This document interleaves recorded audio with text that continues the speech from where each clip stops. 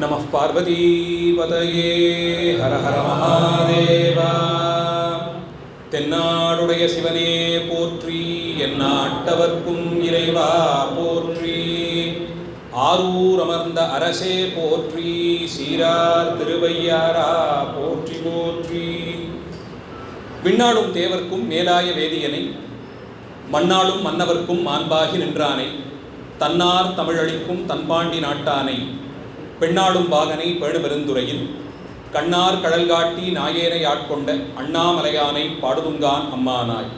சித்தம் தெளிவீர்கள் அத்தன் ஆரூரை பத்தி மலர்த்தூவ புத்தியாகுமே.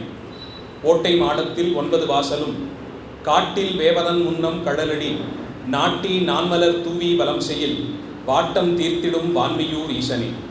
நீரூரும் செஞ்சடையாய் நெற்றிக் கண்ணாய், நிலாத்திங்கள் துண்டத்தாய் நின்னை தேடி, ஓரூரும் ஒழியாமே ஒற்றித்து, எங்கும் உலகமெல்லாம் திரிதந்து நின்னை காண்பான். தேரூரும் நெடுவீதி பற்றி நின்று, திருமாலும் நான்முகனும் தேர்ந்தும் காணாது ஆரூரா ஆரூரா என்கின்றார்கள் அமரர்கள் தம் பெருமானே ஆரூராயே. கார்புருவும் கருங்கூந்தல் செவ்வாய் வெண்ணகை பச்சை கன்னியொடும், தார்கமழ் பூங்காந்தளந்தோட் குமரனொடும், மணிசிங்காதனத்து நேவி சீர்பரவுவான் புலவர் நினைந்தன யாவையும் நல்கி சிறப்பின் வைகும், வார்புணல் சூழ் வயல் கமலை தேவர்கள் சிந்தாமணியை மனத்துள் வைப்பான். எல்லோருக்கும் வணக்கம். எல்லாம் வல்ல ஆரூர் அஜபா நடன கமலவசந்த தியாகராஜ பெருமான் திருவருளையும், எங்குடி ஆளும் தருமபுர ஆதீன குருமகா சன்னிதானங்கள் ஸ்ரீ மாசிலாமணி தேசிக ஞானசம்பந்த பரமாச்சாரிய சுவாமிகளுடைய குருவருளையும் சிந்திக்கிறேன். இன்றைய தினம் தமிழ் வளர்த்த தஞ்சை தரணியிலே வடவாற்றன் கரையில் கைவல்ய முக்தி அடைந்து சமாதி கோயில் கொண்டு எழுந்தருளி இருக்கக்கூடிய இந்த சித்தபுருஷருடைய மாதாந்திர வழிபாட்டு நிகழ்ச்சியிலே அடியனையும் ஒரு பொருட்டாய் கொண்டு ஆச்சாரியர்களுடைய பெருமைகளை, சமய சமுதாய பணியாற்றிய சீலர்களினுடைய சிறப்புகளை மாதந்தோறும் ஒரு பெருமகனாருடைய வாழ்க்கை வரலாற்றை தொகுத்து சிந்தித்து வரும் இந்த தொடரில், அதிலும் 162 நிகழ்ச்சிகள் என்பது மிகவும் பிரமிப்புக வைக்கக்கூடிய ஒரு எண்ணிக்கை. அத்தனை தூரத்திற்கு இதை தொடர்ந்து செய்து வந்து பெரிய சொற்பொழிவாளர்களை எல்லாம் அழைத்து நடத்திய நிகழ்ச்சியிலேயே அடியனையும் ஒரு பொருட்டாய் ஏற்று அழைத்தமைக்கு முதற்கண் நிகழ்ச்சி ஏற்பாட்டாளர்களுக்கு என்னுடைய மனம் நிறைந்த அன்பையும் நன்றியையும் தெரிவித்துக் கொள்கிறேன்.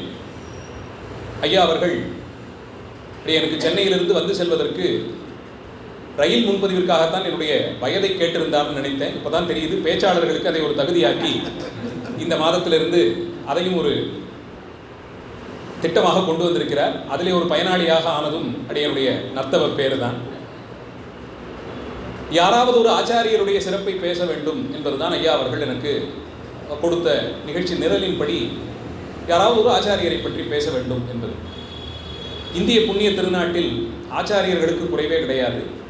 காலம் கடந்து எத்தனையோ தவச்சீலர்களை, சமய சமுதாய பெரியவர்களை மக்களை நல்வழிப்படுத்துவதற்காக அந்தந்த காலங்களிலே அந்தந்த பகுதிகளில் தோன்றி, பெரும்பான்மை அந்த மக்கள் பேசக்கூடிய மொழியிலேயே அவர்களும் பேசி நல்ல கருத்துக்களை மக்களிடையே பரப்பி, அதன் மூலமாக எப்போதெல்லாம் தேவைப்பட்டதோ அப்போதெல்லாம் இது ஒரு அற்புதம் நிகழ்ந்தது போலே அந்தந்த ஊர்களில், அந்தந்த நாட்டில், அந்தந்த பகுதியில் அந்தந்த மொழி பேசக்கூடியவர்களே சமய தலைவர்களாகவும் சமுதாய சீர்கேட்டு நிலையை மாற்றியமைப்பதற்கு என்ற நிலையிலே சமுதாய சேவை மனப்பான்மையோடுமாக பல தலைவர்கள் தோன்றினார்கள். சமய தலைவர்களை கொண்டே சமுதாய சீர்திருத்தம் என்பது நம் நாட்டினுடைய ஒரு தனித்துவமாக இருந்து வர பார்க்கிறோம். அதுவும் கூட தென்னிந்தியாவில் முதலிலே தொடங்கியது ஒரு தனிச்சிறப்பு. 6-7ஆம் நூற்றாண்டு வாக்கில் தான் இங்கே சமய தலைவர்கள் ஒரு சேர வரக்கூடிய காலமாய் நாம் வரலாற்று ரீதியாக பார்க்கிறோம். காரைக்கால் அம்மையாருடைய காலம் வரலாற்று ஆசிரியர்களின் கணக்கின்படி ஒரு 5ஆம் நூற்றாண்டு என்று பெரும்பான்மையாக கொள்ளப்படுகிறது. தேவாரம் பாடிய மூவர்களும் அம்மையார் காலத்திற்கு பிறகு வந்தவர்கள். 6-7ஆம் நூற்றாண்டு 8ஆம் நூற்றாண்டு வரையிலும் இந்த நிலை தொடர்ந்து நிறைவாக மாணிக்கவாசக பெருமானார் 8-9ஆம் நூற்றாண்டு என்ற காலக்கணக்கில் ஒரு 300 ஆண்டுகளுக்குள்ளாக 4 பெருமக்களும் நத்தமிழ் வளர்க்கும் இந்த பகுதியிலே தோன்றி தமிழால் இறைவனை பாடி துதித்து சென்ற தலங்கள் தோறும் பல்வேறு அற்புதங்கள் நிகழ்த்தி எல்லா தரப்பு மக்களுக்கும் இறைவனிடம் அன்பு செய்வதற்கு ஒரு நிலை உண்டு என்பதை வற்புறுத்தி சொல்லி அதை பெரிய அளவிலான ஒரு சமுதாய மாற்றம் போல நிகழ்த்தி காண்பித்தார்கள். இதை ஒரு மாற்றம் என்று சொல்ல வேண்டும் என்றால் அதற்கு முன்பாக நிலவிய நிலை என்ன என்பது ஒரு கேள்வியாகிறது. பக்தி இலக்கிய காலம் என்று சொல்லக்கூடிய இந்த 5-6ஆம் நூற்றாண்டிலிருந்து 9ஆம் நூற்றாண்டிற்கு சற்று பின்னோக்கி சென்றோம் என்றால் தமிழ் இலக்கிய வரலாறு சங்க இலக்கிய காலத்திலிருந்து தொடர்ந்து அதை அடுத்து காவிய காலங்கள் என்று சொல்லக்கூடிய சிலப்பதிகாரம் முதலிய பெருங்காப்பியங்கள் எழுதப்பட்ட காலம் என்றும் அதை தொடர்ந்து பக்தி இலக்கிய காலம் என்று பெரும்பான்மை வரலாற்று ஆசிரியர்கள் ஒரு காலக்கணக்கீட்டை வழங்குவார்கள். அதற்கு முன்பாக இருந்த தொல் தமிழ் காலம், அதற்கு முன்பாக இருந்த காலம், அதெல்லாம் ஒரு பக்கத்தில். ஆனால் ஒரு கலாச்சாரமாக நாகரீகமாக இது தோன்றிய பிறகு சங்க தமிழ் இலக்கியங்களிலிருந்து தொடர்ந்து நாம் பார்த்து வரும் நிலையில் இறைவனிடம் அன்பு செய்வது, இறைவனை தலைவனாகவே பாவிப்பது, எங்கே ஒரு ஊரை தோற்றுவித்தாலும் அந்த ஊருக்கு ஒரு கோயிலை எடுப்பிப்பது, அந்த கோயிலுக்கு ஒரு தெய்வத்தை நிலைநிறுத்துவது, வழிபாடுகளிலே ஈடுபடுவது, எல்லா தரப்பு மக்களும் அந்த வழிபாடுகளிலே கலந்து கொள்வது, விழா எடுப்பது, அதிலே ஆடல் பாடல் இவற்றையெல்லாம் கொண்டு இறைவனை வணங்குவது என்ற இந்த மரபு ஒரு நீண்ட நெடிய பாரம்பரியத்தை கொண்டதாக இருந்து வர பார்க்கிறோம். இதற்கு இடைப்பட்ட காலத்திலே பல்வேறு சமுதாய மாற்றங்கள், அதிலே முக்கியமாக வடக்கே இருந்து வந்த சில சமயங்கள், குறிப்பாக ஜைன பௌத்த சமயங்கள் அவர்கள் அளவிலே பேசி வந்த மொழிகளை இங்கே பிரபல்யப்படுத்தியும் அதன் மூலமாக இங்கே ஏற்பட்டிருந்த சமய நிலை மாற்றம், சமுதாய மாற்றம், அதனால் ஏற்பட்ட சில ஏற்றத்தாழ்வு இவற்றையெல்லாம் களைவதற்கென்றே இந்த ஆச்சாரியர்கள் தோன்றினார்களோ என்று சொல்லும்படியாக அந்த காலக்கணக்கு மிக துல்லியமாக ஒரு அமைந்திருக்கக்கூடிய அந்த சிறப்பை பார்க்கிறோம். அதனால் தான் 4 பெருமக்களுள் முதல் 2 ஞானசம்பந்த பெருமானும் அப்பரடிகளும் குறிப்பாக முறையே தென் தமிழகத்தையும் வடதமிழகத்திலும் அதுவரையில் இருந்து வந்த குழப்பங்களை எல்லாம் சமன் செய்து தமிழ் மொழியை இறை வழிபாட்டில் ஒரு முக்கிய அங்கம் வகிக்கும்படியாக தேவார பதிகங்களின் மூலமாக அதையும் இசை கூட்டி பாடி அந்த இசையினால் ஈர்க்கப்பட்டேனும் அடியார்கள் கோயிலுக்கு வருவதும் அந்த இசை கேட்க வந்தவர்கள் அந்த பாடலின் பொருளிலே கொஞ்சம் லயித்தாலும் அது எடுத்துச் சொல்லக்கூடிய ஆழ்ந்த கருப்பொருட்களை ஏற்றுக்கொண்டு இறைவனிடம் அன்பு செய்தும் இறைவனுடைய படைப்பாய் விளங்கக்கூடிய எல்லா உயிர்களிடத்தையும் அன்பு செய்திருக்கக்கூடிய அந்த ஒரு உயர்ந்த தத்துவ நிலையை அடைவார்கள் என்று பாண்டி நாட்டிலே ஞானசம்பந்த பெருமானும் பல்லவ தேசத்தில் அப்பரடிகளுமாய் இருந்து பல்வேறு மாற்றங்களை நிகழ்த்தி கொடுத்தார்கள். அவர்களை தொடர்ந்து சுந்தரமூர்த்தி சுவாமிகளும் அவரை தொடர்ந்து மாணிக்கவாசக பெருமானும் என்று இந்த சமய வரலாறு நமக்கு வழங்க பார்க்கிறோம். அதே போல்தான் அன்றைய காலச்சூழலிலே ஏற்பட்டிருந்த சமய மாற்றங்கள் அது ஒரு அளவில் பார்த்தோம். அதிலிருந்து சரியாக ஒரு 1000 ஆண்டுகள் கழித்து மீண்டும் வடக்கிருந்து வந்த பல்வேறு படையெடுப்புகள் இதெல்லாம் நடந்து முடிந்து ஹொய்சள மன்னர்கள், அவர்களை தொடர்ந்து விஜயநகர சாம்ராஜ்யம், இப்படி வரலாற்று போக்கு சற்றே மாறக்கூடிய ஒரு காலச்சூழலில் தான் இறைவனுடைய திருவருள் எப்படியெல்லாம் வேலை செய்கிறது என்பதை பார்க்கும்போது உள்ளபடியே ஆச்சரியமாக இருக்கிறது. அதனால்தான் பல நேரத்திலேயும் ஐயோ காலம் போகும் போக்கு சரியாக இல்லையே, அடுத்து வரக்கூடிய தலைமுறையினருக்கு இது பாதுகாப்பாக இருக்குமான்னு நினைக்கும் போதெல்லாம் இன்னும் பயப்பட வேண்டாம், 5-6ஆம் நூற்றாண்டில் இப்படி மாற்றங்கள் நடந்தது. அப்போது ஒரு ஞானசம்பந்தர் வந்தார், அப்போது ஒரு அப்பரடிகள் வந்தார், அவர்கள் தமிழால் பாடி எல்லோரையும் நெறிப்படுத்தினார்கள். 15-16ஆம் நூற்றாண்டு வாக்கிலே இதே போல சில படையெடுப்புகள், இதே போல கலாச்சார மாற்றங்கள், இதே போல வரலாற்று போக்கு கொஞ்சம் திரியும்படியாக இருந்த ஒரு காலச்சூழலில் நமக்கு இது போன்ற ஆச்சாரியர்கள் எல்லாம் வந்தார்கள் என்று நாம் காட்டக்கூடிய இடத்தில்தான் குருஞான சம்பந்த பரமாச்சாரியாருடைய அவதாரம் நிகழ பார்க்கிறோம். இந்த மரபு ஒரு நீண்ட நெடிய மரபு. தர்மயாதீன குருமகா சன்னிதானங்கள் எழுந்தருளக்கூடிய காலங்களில் இது ஆச்சு. அடுத்த மாதம் ஐப்பசி சதய விழா, தர்மயாதீன குருமகா சன்னிதானங்கள் எழுந்தருளி நடக்கக்கூடிய அந்த பெருவிழா பத்திரிகையை பார்த்தால் தெரியும். குருமகா சன்னிதானங்களுடைய பெயருக்கு மேலே திருக்கைலாய பரம்பரை என்று குறிப்பிட்டு அதை சொல்லியிருப்பார்கள். திருக்கைலாய பரம்பரை தர்மபுர ஆதீனம் என்று அதை வலியுறுத்தி சொல்லுவார்கள். காரணம், இந்த ஞான மரபானது திருக்கைலாயத்திலிருந்தே தொடர்ந்து வருவதாக சொல்லப்படுகிறது. திருக்கைலாயமாகிற அந்த புண்ணிய தலத்திற்கு இறைவன் எல்லாம் வல்ல பரம்பொருளாய் விளங்கும் சிவபெருமான். சிவபெருமானே இந்த பரம்பரைக்கு முதல்வராக கொள்ளப்படுகிறார். இந்த சொல்லே பரம்பரை என்ற சொல்லே, பரன் என்ற சொல் சிவபெருமானை குறிக்கும். பரம்பொருள் என்று தானே சொல்லுகிறோம். உயர்ந்த நிலையிலே இருக்கக்கூடிய எல்லா உயிர்களுக்கும் தலைவனாய் இருந்து படைத்தல், காத்தல், அழித்தல் என்பதையெல்லாம் விளையாட்டாக செய்யக்கூடிய சாமர்த்தியம் உடையவராய் விளங்கக்கூடிய அந்த தத்துவத்தை நாம் பரம்பொருள் என்று சொல்லுகிறோம். அந்த பரன், இறைவன் பரன் என்று பெயர் தாங்கினால் அதோடு ஒரு ஐதீகம் சேர்த்து அவனுக்கு எல்லாவற்றிலும் சரிபாதையாக இருக்கக்கூடிய உமாதேவியாரை பறை என்ற சொல்லாலே அழைக்கிறோம். பறைன்னு சொல்லி இடைநரகரம் போடுறது. பரன் பறை என்று இறைவனையும் இறைவியையும் முன்னிறுத்தி சொல்லி அவர்களிடமிருந்தே தொடர்ந்தபடியால் இந்த மரபை நாம் பரம்பரை என்ற சொல்லால் அழைக்கிறோம். நாமே வீட்டு பேச்சு வழக்கில் எங்கள் பரம்பரை எப்படிப்பட்டது தெரியுமான்னு சொன்னோம்னா நம்மையும் மறந்தே நாங்கள் சுவாமியினிடத்திலிருந்தே தொடர்ந்து வரக்கூடிய அந்த சிறப்பு உண்டு என்பதை வலியுறுத்தி சொல்லுகிறோம். அதனால்தான் இந்த எல்லாம் தொடங்கியது ஒரு புள்ளியிலிருந்து என்ற ஒரு கோட்பாட்டை நாம் கொண்டு போய் நிறுத்துகிறோம். இறைவனும் இறைவியும் தான் எல்லாவற்றிற்கும் ஆதி மூல காரணம் என்று எடுத்துக்கொண்டால், இன்றைய கால சூழலில் ரஷ்ய தேசமோ மெக்சிகோ நாடோ எங்கே இருப்பவர்களானாலும் அவர்கள் அத்தனை பேரும் பின்னோக்கி கொண்டு சென்றால் அது எத்தனை தலைமுறைகள் தாண்டுமோ தெரியாது, ஏதோ ஒரு இடத்திலே நேரடியாக சிவபெருமானிடத்தையே போய் நிற்கும். ரொம்ப பேர் அடியிடத்தை கேட்பது, சைவ சமயம் எல்லா சமயங்களையும் அணைத்து செல்லக்கூடிய அந்த ஒரு நோக்கு எங்கிருந்து வந்தது? இந்த ஒரு நோக்கை இதே இந்து சமய ஒருங்கிணைப்பிலே இருக்கக்கூடிய மற்றைய சமய பிரிவுகளிலே அவ்வளவு பிரபலமாக பார்க்க முடியவில்லையே. எல்லா தரப்பு மக்களையும் சேர்த்துக்கொள்ளக்கூடிய அந்த சிறப்பு சைவ சமயத்திற்கு எங்கிருந்து வந்ததுன்னு கேட்டால், இந்த சமயத்தினுடைய அடிப்படையே அத்தனை உயிர்களுக்கும் தோற்றுவாயாய் விளங்கியது சிவபெருமான் மட்டும்தான் என்பதிலிருந்து தான். அதனால தான் நீங்கள் அமெரிக்கா தேசத்திலேயே பிறந்து அதிலிருந்து உங்களுடைய தலைமுறை வேறு ஏதாவது நாட்டிலிருந்து அமெரிக்காவுக்கு போயிருக்கலாம், அங்கேருந்து மெக்சிகோவுக்கு போயிருக்கலாம், எது எப்படி போனாலும் அந்த குறிப்பிட்ட நபருக்கு சிவபெருமான்னா யாருன்னே தெரியாமல் இருந்தாலும் சைவ சித்தாந்தம் என்ன சொல்லுகிறதுன்னா, அவர்களுக்கான தொடக்கமும் சிவபெருமானிடத்தை இருந்து தான் தொடங்கியது. அவர்கள் இன்றைய காலச்சூழலில் அதை மறந்து விட்டார்களா இருக்கும், ஆனால் அவர்களுக்கு தொடக்கமும் அங்கிருந்து தான் நம்புகிறோம். ஏன்னா இறைவன் ஒரு குறிப்பிட்ட நாடு, குறிப்பிட்ட மொழி, குறிப்பிட்ட கடல், அதனுடைய அளவு, இந்த அடிப்படை பிரிவினைக்கெல்லாம் அப்பாற்பட்டவராக இருக்கிறார் என்ற சிறப்போடு தான் இறைவனுக்கு இலக்கணமே வகுக்கிறோம். அந்த பகுதிகளில் இருக்கக்கூடியவர்களுக்கு சிவபெருமானா யாரும் தெரியுதோ இல்லையோ, ரஷ்ய கடுங்குளிரிலே யாராவது ஒருவர் நடுங்கி கொண்டிருந்தார்னா அவருக்கும் தொடக்கம் சிவபெருமானிடத்தே இருந்து தான் என்றுதான் சைவ சித்தாந்த சமயம் நம்புகிறது. அது ஏதோ மனிதர்கள்கிற அளவில் மட்டுமில்லை, அத்தனை உயிர்களுக்கும் தலைவன் இறைவன் ஒருவனே. இந்த காரணம்தான் அந்த எளிமைத்தான் சைவ சமயத்தின் பால் எல்லா தரப்பு மக்களையும் ஈற்றுக்கொள்ளக்கூடிய ஒரு சிறப்பு இந்த சமயத்திற்கு இருந்தது. அதனால்தான் பெரும்பான்மை சைவ சமய தலைவர்கள், ஆச்சாரியர்கள், ஆதீன கர்த்தர்கள்லாம் சமுதாய பணியை அதோடு ஒரு பகுதியாகவே வைத்து பார்க்கக்கூடிய ஒரு நிலையை பார்க்கிறோம். அந்த நிலையிலே இந்த சமயத்திற்கு தோற்றுவாயாய் விளங்கக்கூடியது சிவபெருமான். அதனால்தான் திருக்கைலாய பரம்பரை என்று சொல்லுகிறோம். அவரிடம் இருந்துதான் இந்த ஞான மரபு புறப்பட்டது என்று சொன்னால் அது வழி வழியாக, பரம்பரைன்னு சொன்னோம் இல்லையா, அப்போ வழி வழியாக அடுத்தடுத்த தலைமுறையினர் அதை தொடர்ந்து கொண்டு செல்ல வேண்டும்.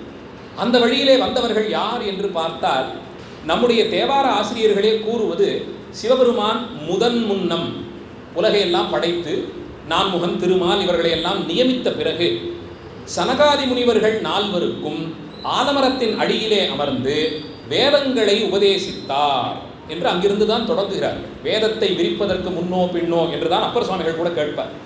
வேதங்களை முதன் முன்னம் சனகாதி முனிவர்களுக்கு சிவபெருமான் தானே தன் வாக்காக உணர்த்தினான் என்று சொல்லப்படுகிறது. ஆனால் சைவ சித்தாந்தத்தை எடுத்து பேசும்போதெல்லாம் ஆகமங்கள் என்று ஒன்றை வலியுறுத்தி சொல்லிக்கொண்டே இருக்கும். வேதங்கள் என்பது சிறப்பாக இருந்தாலும் ஆகமங்கள் என்ற ஒன்றை வலியுறுத்தி சொல்லிக்கொண்டே வரும். சமீப காலங்களிலே திருக்கோயில்கள் சார்ந்து நிறைய செய்திகள் எல்லாம் ஊடகத்தில் வரும்போது ஆகம விதிமீறல் ஒரு பதத்தை எல்லோரும் கேள்விப்பட்டிருப்பீங்க. அது என்னென்ன, அது இப்படி கேட்கும்போது நாம் என்ன நினச்சிக்கிறோம்னா, கோயில் எப்படி கட்டணும், கோயில் பூஜைகள்லாம் எப்படி நடத்தணுங்கிற விதிகள் தான் ஆகமம் போல இருக்கு நாம நினச்சிக்கிறோம். உள்ளபடியே ஆகமம் என்பது ஒரு துணை கையேடு மாதிரி. நம்ம வீட்டில் நாம் ஒரு மின்சார உபகரணம் ஒன்று வாங்குகிறோம்னு வச்சுக்கொள்ளுமே, அரைக்கக்கூடிய உபகரணமோ கலக்கக்கூடிய உபகரணமோ ஏதாவது வாங்கினோம்னா அந்த பெட்டிக்குள்ளேயே ஒரு 30 பக்கத்துக்கு ஒரு புத்தகம் ஒன்றே அச்சிட்டு போட்டிருப்பார்கள். அதிலே அந்த உபகரணத்தினுடைய உதிரி பாகங்கள்லாம் முதல்ல குறிப்பிட்டிருப்பார்கள். இது என்னென்ன பண்ணும், இதை இந்த இடத்துல தொட்டிங்கன்னா இது இப்படி ஆகும், இதை சேர்க்கணும்னா இதோட சேர்க்கணும், இந்த விளக்கு எரிஞ்சதுன்னா இது இப்படி எடுத்துக்கணும், இப்படின்னு சொல்லி இந்த மாதிரி ஆரம்பித்து அந்த உபகரணத்தை எப்படி பயன்படுத்த வேண்டும் என்பதற்கு அந்த ஒரு 30 பக்கத்திலே முழுக்க எல்லா செய்தியும் போட்டு, ஒருவேளை ஏதாவது இது பழுதுபட்டு போச்சுன்னா இந்த விலாசத்திலே இந்த தொலைபேசி எண்ணை தொடர்பு கொள்ளுங்கள் கடைசியில் அதையும் குட்டி ஒரு புத்தகத்தை கையில் கொடுப்பான் இல்லையா. அதுதான் கையேடாக வச்சுக்கிட்டு தான் நம்ம படிக்கிறோம். கிட்டத்தட்ட உடம்புங்கிற இந்த இயந்திரத்தை, இந்த உபகரணத்தை எப்படி இயக்க வேண்டும் என்ற இலக்கணத்தை வகுத்து கொடுத்தது தான் ஆகமங்கள் என்று பார்க்கிறோம். வேதங்களை இறைவன் கொடுத்தான். அது ரொம்ப பறந்துபட்டு இருந்தது, ஒரு அளவில்லாமல் அதிகமாக இருந்தது. அதை கற்றுத்தேர்வதற்கு அதிலே சில வேறுபாடுகள் எல்லாம் வேற இருந்தது. எல்லோருக்கும் அதை நேரடியாக கொண்டு போய் சேர்ப்பதற்கான வாய்ப்புகளும் குறைவாக இருந்தது.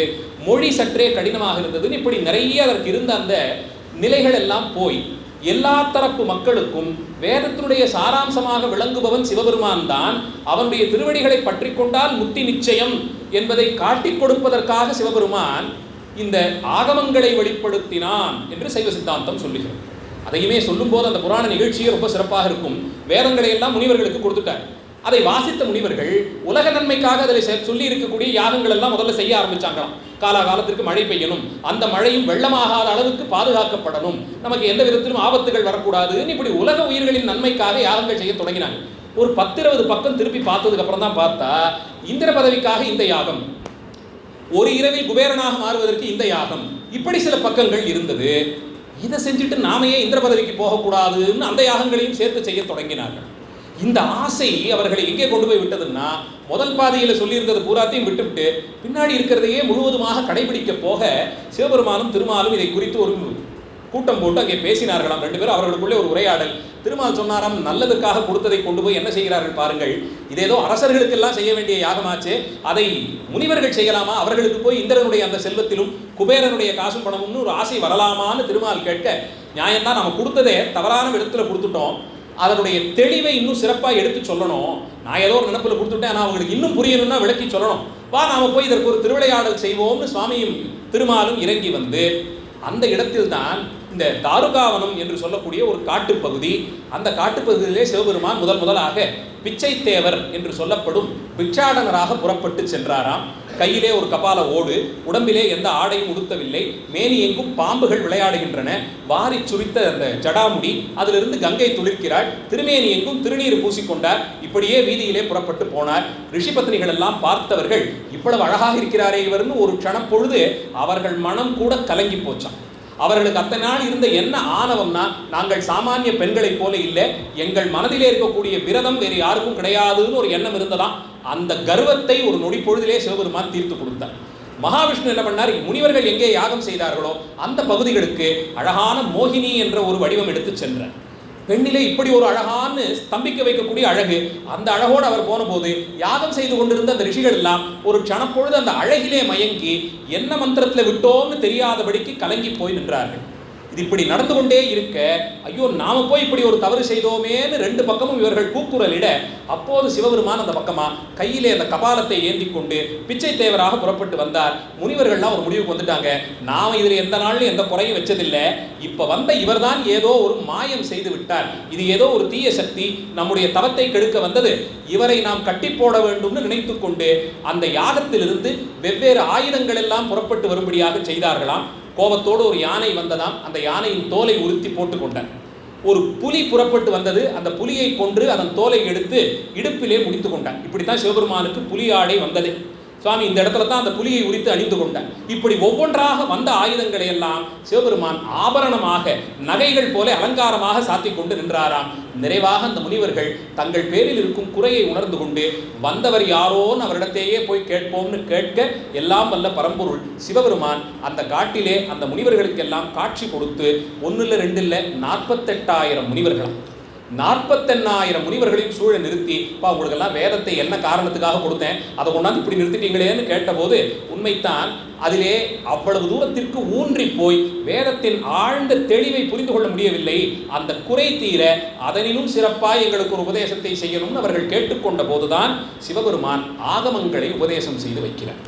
அந்த ஆகமங்களிலே முதல்ல இருந்து ஆரம்பித்து, எப்படி அந்த ஒரு உபகரணத்திற்கான கையேடு சொன்னேனோ அதில் முதல்ல அந்த உதிரி பாகங்கள்லாம் தான் குறிப்பிட்டிருக்கும், அந்த மாதிரி சைவம் என்ற சொல்லுக்கு பொருளிலிருந்து ஆரம்பிப்பார். 4 பகுதியாக பிரிச்சுப்பார் ஆகமத்தை சிவபெருமான். முதல்ல இருக்கக்கூடிய பகுதி ஒரு தொடக்க உரை மாதிரி, சைவம்னா என்ன, சிவ சின்னங்கள்னா என்ன, அடிப்படையாக இந்த திருநீருன்னு ஒன்று இட்டுக்கிறோமே அதுக்கு என்ன பொருள், அது உடம்புலையே குறிப்பிட்ட இடங்களில் இட்டுக்கிறோம். அடுத்த சிவச்சின்னம் ருத்ராட்சம், அதனுடைய வகைகள் என்ன, உடம்புல எங்கெங்கே அணியலாம், எந்தெந்த காலத்தில் அணியக்கூடாது, இப்படி தொடங்கி அடிப்படை விஷயங்கள் எல்லாம் புரிய வச்சு, இதுவே ஒரு பாதி கால்வாசி இதுவே வந்துடும்.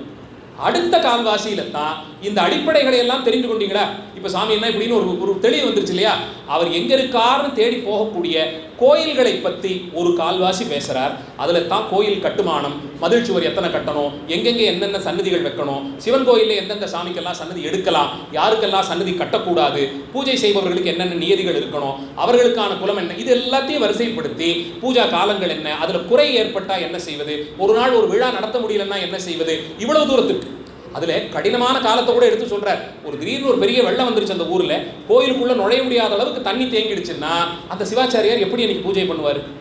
அப்போ கோயிலுக்குள்ளே போக முடியாத போது எங்கிருந்து மானசீகமாக அந்த பூஜையை செய்யலாம், கண்ணால் பார்க்காத அந்த சிவலிங்கத்துக்கு மனசில் எப்படி பூஜை செய்யணும், இதெல்லாம் சேர்த்தே சொல்லியிருக்கு. ஒரு இடி தாக்கி அந்த விமானத்துக்கு ஒரு தோஷம் வந்துட்டுதுன்னா என்னென்ன உடனே செய்யணும், யார் யார் அங்கே வரணும்.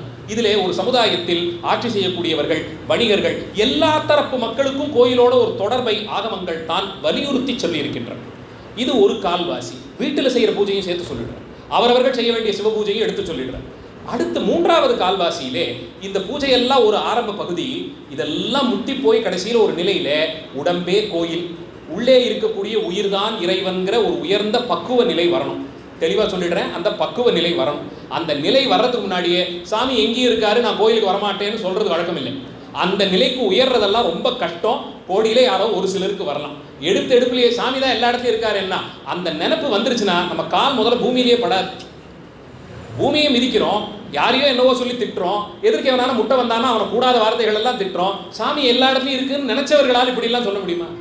எனக்குள்ள இருக்கார் சாமின்னா அப்போ அவங்களும் இருக்கார், அவங்களையும் நான் சாமி மாதிரியே எல்லாம் மதிக்கணும். அந்த பக்குவம் வர்றது ரொம்ப கடினம். அந்த பக்குவம் வந்த போதுதான் சித்தர்கள் மாதிரி இருக்கக்கூடியவர்கள்லாம் மௌன நிலைக்கே போயிடுவாங்க. ஏன்னா ஏதாவது ஒரு வார்த்தை சொன்னால் அது தப்பாக போயிடுமோங்கிற ஒரு பயம் உண்டு. தாய்மானவ சுவாமிகள் சொல்கிறார், திருச்சிராப்பள்ளியிலே தாய்மானவ பெருமான் சொல்கிறார், சிவபூஜை செய்யணும்னு எனக்கு ஆசை, சிவபூஜைக்கு பூக்கள் வேணும், அந்த தோட்டத்தில் பூ பறிக்கிறதுக்காக போனேன், ஆசையாக பூக்குடலையோடு போயிட்டு அங்கேருந்து ஒரு பூவை பறிக்க போனால் அந்த பூக்கு நடுவில் நீ தெரிஞ்ச உன்னை எப்படி அங்கேருந்து நான் அப்படின்னு வெடுக்குன்னு எப்படி கிள்ளி எடுக்க முடியும்? உன்னை கையை கூப்பிட்டு பேசாமல் வந்துட்டேன், கூடையில் பூவே இல்லை. சரி, குறைஞ்சபட்சம் என்ன பண்ணலான்னா கையை கூப்பி தொழலான்னு உன்னை பார்த்து கை கூப்புறதுக்கு இப்படி 2 கையை கொண்டு போனேன், உள்ளங்கையில் நீ தெரிஞ்ச, உன் முகத்தை எப்படி நான் அறைய முடியும், கை கூப்ப கூட என்னால் முடியலேன்னு சொல்லி நின்னார். அந்த பக்குவ நிலைக்கு உயர்பவர்களுக்குத்தான் யோகபாதம்னு மூன்றாவது ஒரு கால் பகுதியாக பிரிக்கிறார். அதிலே இருந்த இடத்தில் உடம்பையே கோவிலாக பாவித்து உள்ளுக்குள்ளே இருக்கக்கூடிய அந்த தாமரை மலர், ஹிருதய தாமரைன்னு சொல்லுவாங்க, இந்த மார்புக்கு நடுவே அந்த தாமரை இருக்குமாம், அதன் உள்ளே இறைவன் இருக்கிறானாம். பக்குவம் கூடும் வரையிலும் அந்த தாமரை மூடி இருக்குமா. பக்குவம் வந்தவர்களுக்கு அந்த தாமரை விரிந்து உள்ளுக்குள்ளே இருக்கக்கூடிய இறைவன் தெளிவான். இதைத்தான் திருமூலத்தேவர் சொல்லும் போது நடமாடும் கோயில்னு அடியார்களுக்கு பெயர் வைக்கிறார். மற்றைய கோயில்கள் இப்போ அரசர்கள் கட்டிய கோயில்கள்லாம் அந்த இடத்துலயே தான் இருக்கும். பெரிய கோயில் வரணும்னா நீங்க எந்த ஊர்ல இருந்தாலும் தஞ்சாவூர் வந்தா தான் இவரை பார்க்க முடியும். ஆனா அடியார்கள் நடமாடும் கோயிலாம். இது உடம்பு நடக்குது இல்லையா, போக வர இது நடமாடும் கோயிலாம். கோயில்னு சொன்னா ஒரு கருவறை இருக்கணுமேனா, கருவறை இங்க இருக்கு. கருவறை மட்டும் போருமா, சாமி இருக்கணுமேனா, உயிர் தான் சாமி, அந்த ஆன்மா தான் சாமி. இப்படி பார்க்கும் போதுதான் எல்லா உயிரிடத்தையும் இறைவன் இருக்காங்கிற ஒரு பக்குவ நிலை வரும். அது வரும்போது அவர்கிட்ட போய் நம்மளால எந்த சண்டையும் போட முடியாது. அவங்க நம்மளை அடிச்சாலும் திட்டினாலும் என்ன பண்ணாலும் சாமி தான் அடிச்சாரு, சாமி தான் திட்டினார், இன்னைக்கு இதைத்தான் அவர் முடிவு செய்தார். இந்த பக்குவ நிலைக்கு போயிடுவாங்க. அது வரும்போது கோயிலை நம்ம எல்லா இடத்தையும் பார்க்கவே ஆரம்பிச்சிருவோம். ஆனால் அது வரும் வரைக்கும் கோயிலுக்கு போய்கிட்டு தான் இருக்கணும், வேற வழி கிடையாது. ஆரம்பத்திலே எனக்கு அது வந்துருச்சுன்னு சொல்றவங்களுக்கு அன்னைக்கு ராத்திரிக்கு என்ன சாப்பாடுன்னு கேட்டுட்டு தான் அடுத்த வேலையை பார்ப்பாங்க. இன்னும் அதையே நம்மளால துறக்க முடியாத போது சுற்றி இருக்கிற எல்லாத்துலேயும் நான் சாமியை பார்த்தேங்கிறதெல்லாம் வேடிக்கை தான். அப்போ இந்த நிலை மூன்றாவது ஒரு கால்வாசி ஆகமங்கள் சொல்லும். கடைசியா இது பக்குவப்பட்டு போய் சிவஞான முத்தி ஞானபாதம்னு சொல்லப்படுற தெளிந்த சாத்திரங்களை எல்லாம் ஓதி தெளிந்து அத்தனை உயிர்களுக்குள்ளேயும் இறைவன் தான் இருக்கிறான். அவனே சிவமாயிருந்து எல்லாவற்றையும் நிகழ்த்துகிறான். மனிதர்களால் ஆகக்கூடியது ஒன்றுமே இல்லை. வாஸ்தவத்தில் நான் என்பதும் எனதென்பதும் பொய்யேங்கிற ஒரு உயர்ந்த நெறிக்கு வருவாங்க. இப்படி 4 கால்வாசிகளாக பிரித்து கொண்டு ஒவ்வொரு ஆகமத்தையும் சிவபெருமான் வழங்குகிறார். இப்படித்தான் ஆகமங்கள் வந்தது. அதில் ஒரு கால்வாசி தான் கோயிலை பற்றி. அதனால் ஆகம விதிமீறல் சொன்னாலே ஏதோ ஆகமங்களே கோயில் கட்டுறதை பற்றின்னு எடுத்துக்க வேண்டாம். மனித வாழ்க்கைக்கான துணை கையேடு ஆகமங்கள் தான். அதுதான் எந்த பிரிவினையுக்கும் அப்பாற்பட்டு போய் யார் ஒருவரும் சைவராகலாம், யார் ஒருவரும் திருநீரிட்டுக் கொள்ளலாம், யார் ஒருவரும் ருத்ராட்சம் அணியலாம், எல்லோருக்கும் சிவபூஜை உண்டுங்கிறதை ஸ்தாபித்து கொடுக்கிறது. பெண்களுக்கு சிவபூஜை உண்டு. வாஸ்தவத்திலே மூலமந்திர உபதேசத்தை பெண்கள் எடுத்துக்கொண்டு அவர்கள் தொடர்ந்து சிவபூஜை செய்யணும். எந்த பேதமும் இல்லாமல் குருமகா சன்னிதானங்களிடத்தே வெளிநாட்டவர்கள் பலரும் வந்து சிவபூஜை தீட்சை ஒரு பக்கம்னா சைவ சந்நியாசமே ஏற்றுக்கொண்டிருக்கிறார். ஜப்பானியர்கள் ஒரு 40 பேர்கிட்ட வந்து ஒரு போன வருஷம் குருமகா சன்னிதானங்களிடத்தை பஞ்சாட்சர மந்திர உபதேசம் பெற்று அதில் ஒருவர் சைவ சந்நியாசமே ஏற்றுக்கொண்டிருக்கிறார். இதற்கு முன்பாக 26வது குருமகா சன்னிதானுடைய காலத்திலே ஹவாய் தீவிலிருந்து வந்த அந்த ஆச்சாரியர் இவரிடத்தை தான் காஷாயம் வாங்கி கொண்டார்.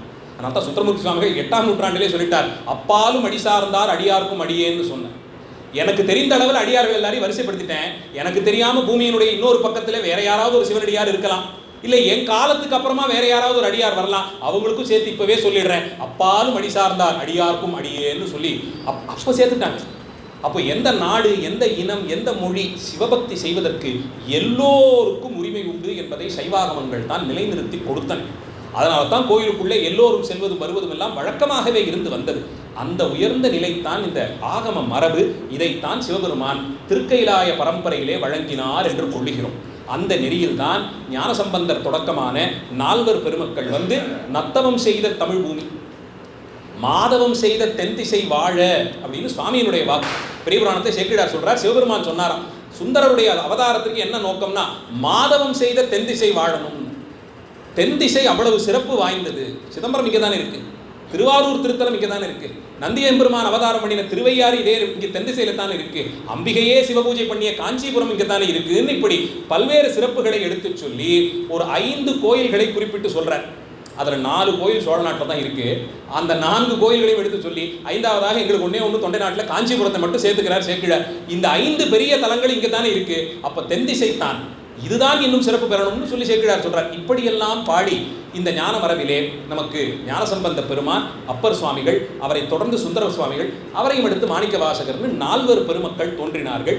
அவர்கள் தோத்திரங்கள் பாடி சிவபெருமானுடைய பெருமையை போற்றி போற்றி போற்றி போற்றின்னு அவருடைய பெருமைகளை எல்லாம் துதித்து துதித்து பாடி கொண்டாடினார்கள். அதையும் வேதவேதாந்த பொருளை எல்லாம் தமிழில் பாடி உணர்ச்சியோடு அது தருவதற்கு அதிலே இசையும் கூட்டி அது இன்று வரையிலும் சற்றேறக்குறைய ஒரு 1500 ஆண்டுகளாக ஓதுவார் மரபு என்று தனித்துவமான ஒரு பெரும் தமிழிசை மரபாக தொடர்ந்து வரும்படியாக செய்ததுன்னு பெரிய பங்களிப்பு அவர்களுடையது. இது ஒரு 12ஆம் நூற்றாண்டு வரையில் தொடர்ந்தது. 2ஆம் குலோத்துங்கனுடைய ஆட்சி காலம், சேக்கிழார் பெருமான் வாழ்ந்தருடைய காலம். அப்போது பெரிய புராணம் பாடப்பட்டு 12 திருமுறைகளாக தொகுத்து இது தமிழ்முறை வேதம் என்று கொண்டாடும் நிலைக்கு உயர்த்தி எல்லா திருக்கோயில்களிலும் சைவ அடியார்கள் இல்லங்களிலும் இது ஓதப்பட வேண்டும் என்பதையெல்லாம் விதியாக்கி மறைந்தருளினார்கள். அதன் பிறகுதான் படையெடுப்புகள் எல்லாம் வந்து அது இப்படி ஒரு சில காலம் இருண்ட காலமாக சொல்லப்படுகிறது. அது முடிந்துபட்டு போன பிறகுதான் எப்படி இந்த 4 பெருமக்கள் இருக்கிறார்களோ அவர்களைப் போலேயே சந்தான குறவர்கள்னு ஒரு 4 பேர். இவர்களுக்கு சமயக்குறவர்கள்னு பேர். சமயத்தை பரப்பினார்கள். சந்தானம் அப்படின்னு சொன்னா பரம்பரை. சந்தானம் சாதாரணமாக சொன்னா பிள்ளையை சொல்லிடுவோம், பிள்ளை பேரு, அதுதான் சந்தானம். அப்போ தொடர்ந்து வரவேண்டிய இந்த மரபை வாழையடி வாழையாக விருத்தி செய்வதற்கு ஒரு 4 ஆச்சாரியர்கள் தோன்றினார்கள். அவர்கள் 14ஆம் நூற்றாண்டிலிருந்து ஒரு 100 ஆண்டுகளுக்குள்ளே 4 பேர் வந்தார்கள். அவர்களிலே முதலானவர் தான் ஸ்ரீ மெய்கண்ட தேவர். பெண்ணாகடம் என்ற திருத்தலத்திலே அவதாரம் செய்து திருவெண்ணை நல்லூரிலே சிவபெருமானால் தடுத்தாட்கொள்ளப்பட்ட மெய்கண்ட தேவர். அவருடைய சீடர் மெய்கண்டரை 2 வயது குழந்தையாக இருக்கும்போது இறைவன் தடுத்தாட்கொண்டார். ஞானசம்பந்தருக்காவது 3 வயது குழந்தை, இவர் 2 வயசு குழந்தையாக இருக்கும்போதே சிவபெருமான் தடுத்தாட்கொண்டார்னு சொல்லப்படுகிறது. அவருக்கு அடுத்து அவருடைய குலகுரு ஒரு 60-70 வயசு ஆயிருக்கணும். அப்போ அவருக்கு அருணந்தி சிவாச்சாரியார். 2-3 வயது குழந்தைக்கு சீடருக்கு 70 வயசு. குருநாதருக்கு 3 வயது, 70 வயதிலே சீடர். சைவ சமயம் எந்த காலத்திலும் வயசையோ குலத்தையோ மொழியையோ எதையுமே ஒரு வேதத்திற்கான விஷயமா பார்க்கல. அறிவு எங்கிருந்தாலும் அதை ஏற்றுக்கொள்ளப்பட வேண்டியது. இறைவனால் வழங்கப்பட்டது தான் ஞானம். ஞானம் அப்படியே தோன்றாது, சிவனருளால் வாய்க்கப்பெற்றதுன்னு நம்புறோம். அந்த சிவபெருமானுடைய அருள் ஒருத்தர்கிட்ட இருக்குன்னா அவர்கள் வணங்கத்தக்கவர்கள். அவர்கள் குலத்தால் உயர்வு என்ன தாழ்வு என்ன, வயசிலே மூத்தவர் இளையோர் என்ன, எந்த வேதமும் கிடையாது என்று நிலைநிறுத்தி அந்த ஆச்சாரியர் அருணந்தி சிவாச்சாரியார், அவரை தொடர்ந்து மறைஞான சம்பந்தர், அவரை தொடர்ந்து உமாபதி சிவாச்சாரியார்னு ஒரு 4 பேர். இவர்களிலே 4ஆவதாக வந்தவர் தான் உமாபதி சிவாச்சாரியார். அவருடைய மரபு தான் பல்வேறு சீடர்களின் மூலமாக பல பல பகுதிகளுக்கும் சென்றது. அதிலே அருணம சிவாய தேசிகர், காழி கங்கை மெய்கொண்டார், காழி சிற்றம்பல நாளிகள், இப்படி சில ஆச்சாரியர்கள் வருகிறார்கள். அவர்களுடைய வரலாறு எல்லாமே தனித்தனியாக பார்க்க வேண்டியது, நேரம் கருதி அதை குறைவாக சொல்லுகிறேன். இப்படி உமாபதி சிவாச்சாரியாரை அடுத்து வந்த ஆச்சாரியர்களின் வரிசையில் தான் திருவாரூர் திருத்தலத்தில் கமலை ஞானப்பிரகாச பரமாச்சாரியார் என்ற ஒரு பெரும் ஆச்சாரியர். அவர் 16ஆம் நூற்றாண்டு வாக்கிலே அந்த திருத்தலத்திலே எழுந்தருளி இருந்தார்.